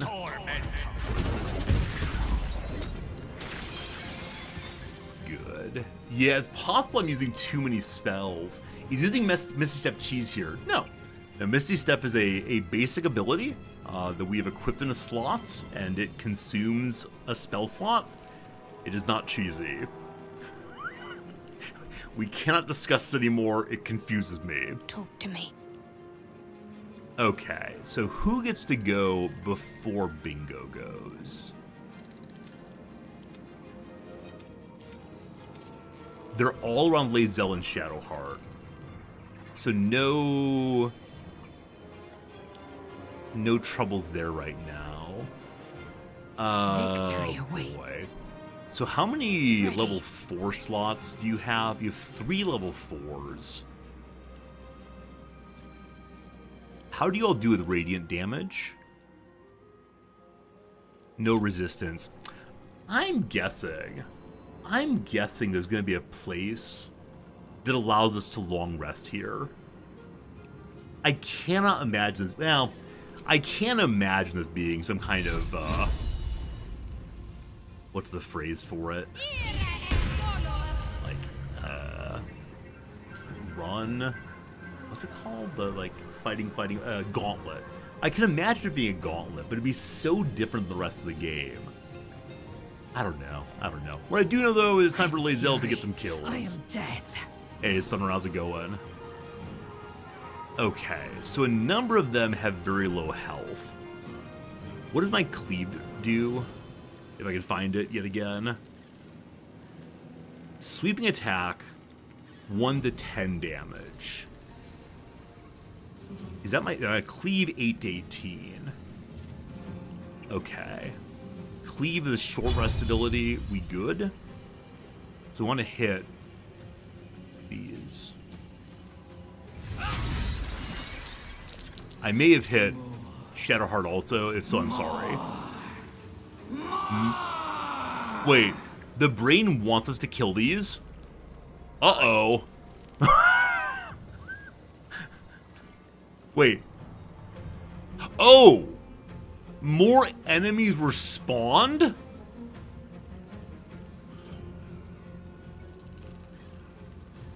Why did I come over here? Remember the part where I said, LOL, won't it be fun to explore? My faith will protect me. All the places that we could possibly explore? LOL, etc. I shouldn't have stepped so close there. We'll be okay, though.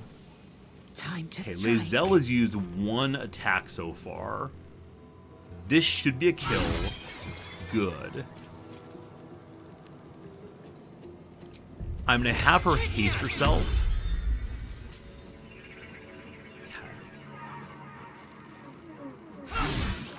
Haste herself was probably unnecessary.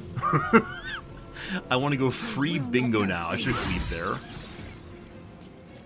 I'm freeing Bingo so he can deal with the other intellect glutton that joined. Okay. I'm going to trust that on your explosion, whoops, will survive just fine. It just cannot happen on Gale. You fine? You fine. Okay, we could use Action Surge. I'm going to do that. We can refill it with a short rest. Make way. I probably shouldn't have used haste, honestly. What's done is done. Okay, there are a bunch more over here. And I believe that the bunch more don't get to do anything until next turn. Because they're little and we're big. But I'm not sure on that one. Okay, we're going to have to do a range attack, unfortunately, on this one. Boop. Alright. Bingo, it is your turn. Lae'zel, unfortunately, was knocked out or something by Caustic Brine. What happened to you? What's your issue, my friend? She's lethargic. Wait. Oh! It broke concentration. I always forget this. Haste is a concentration spell. And so checks can knock haste off, and you still get lethargic even if you haven't had all of your turn. Oh, what a waste of haste. That was one turn, yeah?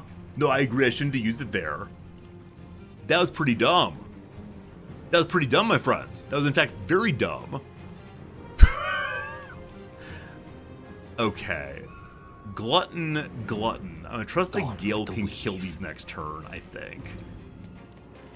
Little buddy here. You come later. Bingo. I'd like you to deal with the one up here, I guess. One of these days, you missed. You missed? Are you all in? Okay, I will excuse you for missing. It's my fault. I was gonna use potions, but the quickness potion burns off in, what, 3 turns, I think? Need to It's find a a way much forward. smaller period of time you can use it. I think. I don't know. They Whichever burn. way. Got to concentrate. That was something, wasn't it? Good On my old way. something. Okay. Another one died here. It is now Gale's turn to unload. Gale with level 4s. 1, 2, 3, 4. I think I shot the ground there. Try again. 4. Am I hitting it?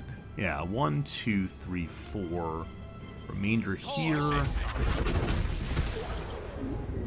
Hey, 1 HP left. Good. Can't afford to let up. Good. Alright. Beloved Lae'zel, we're gonna have you use your bow to shoot this thing. Boop. Okay, very good. And this thing. These creatures Oh, wow. are not themselves. Corruption is in the air. It infects everything it touches. Huh. Have a lot These on my creatures mind. were not themselves as the Emperor. Well, in it. I don't know what that means exactly. We're doing short rest here. It's not clear we need it, but I want this cooldowns back. Helped. So there are tons of brains you can get here. What I think is insisting I really should have psychic protection Wonder if the potion on gods are everyone, watching probably. me. It is now noon, my friends. Now noon. Let me go ahead and finish picking these up. Brains are brains. I'm also kind of curious if the little buddies were attached Anything of to the use? big buddies. 'Cause I thought we had one more Intellect Devourer over here. It still had full health. Now, maybe when the explosion happened here, it hit across the way? I'm not sure about that exactly. I wonder if we'll have to throw brains at the Elder Brain. Like, make a larger pile of brains for ourselves than the Elder Brain has, and we win! Brains are the currency here, like bottle caps in All Out. Okay, it's... I was gonna say it looks like this dead ends, but I think it might be a climb down area. This area has a continuation in both directions. I don't know. Whichever way, friends, it's afternoon my time. I gotta go get ready for my Japanese lesson. I gotta go impress a nice teacher man with my ability to remember things. Should be good.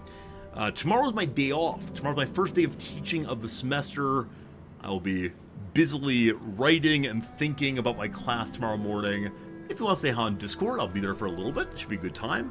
And then on Thursday, my time, Wednesday, your time, I'll be back with more Baldur's Gate 3. Will we finish it this week? I don't know. Don't forget my prescription. Dilettantish, thank you. My meeting with my Japanese teachers at 3. I believe the pharmacy's open till 7. So current intention is to go there after my lesson. I'll make sure, though. Thank you for encouraging me to remember my medicine. That is important. Goodbye, everyone. Thank you, everyone. Have a good day. See you again soon. Appreciate you. Goodbye.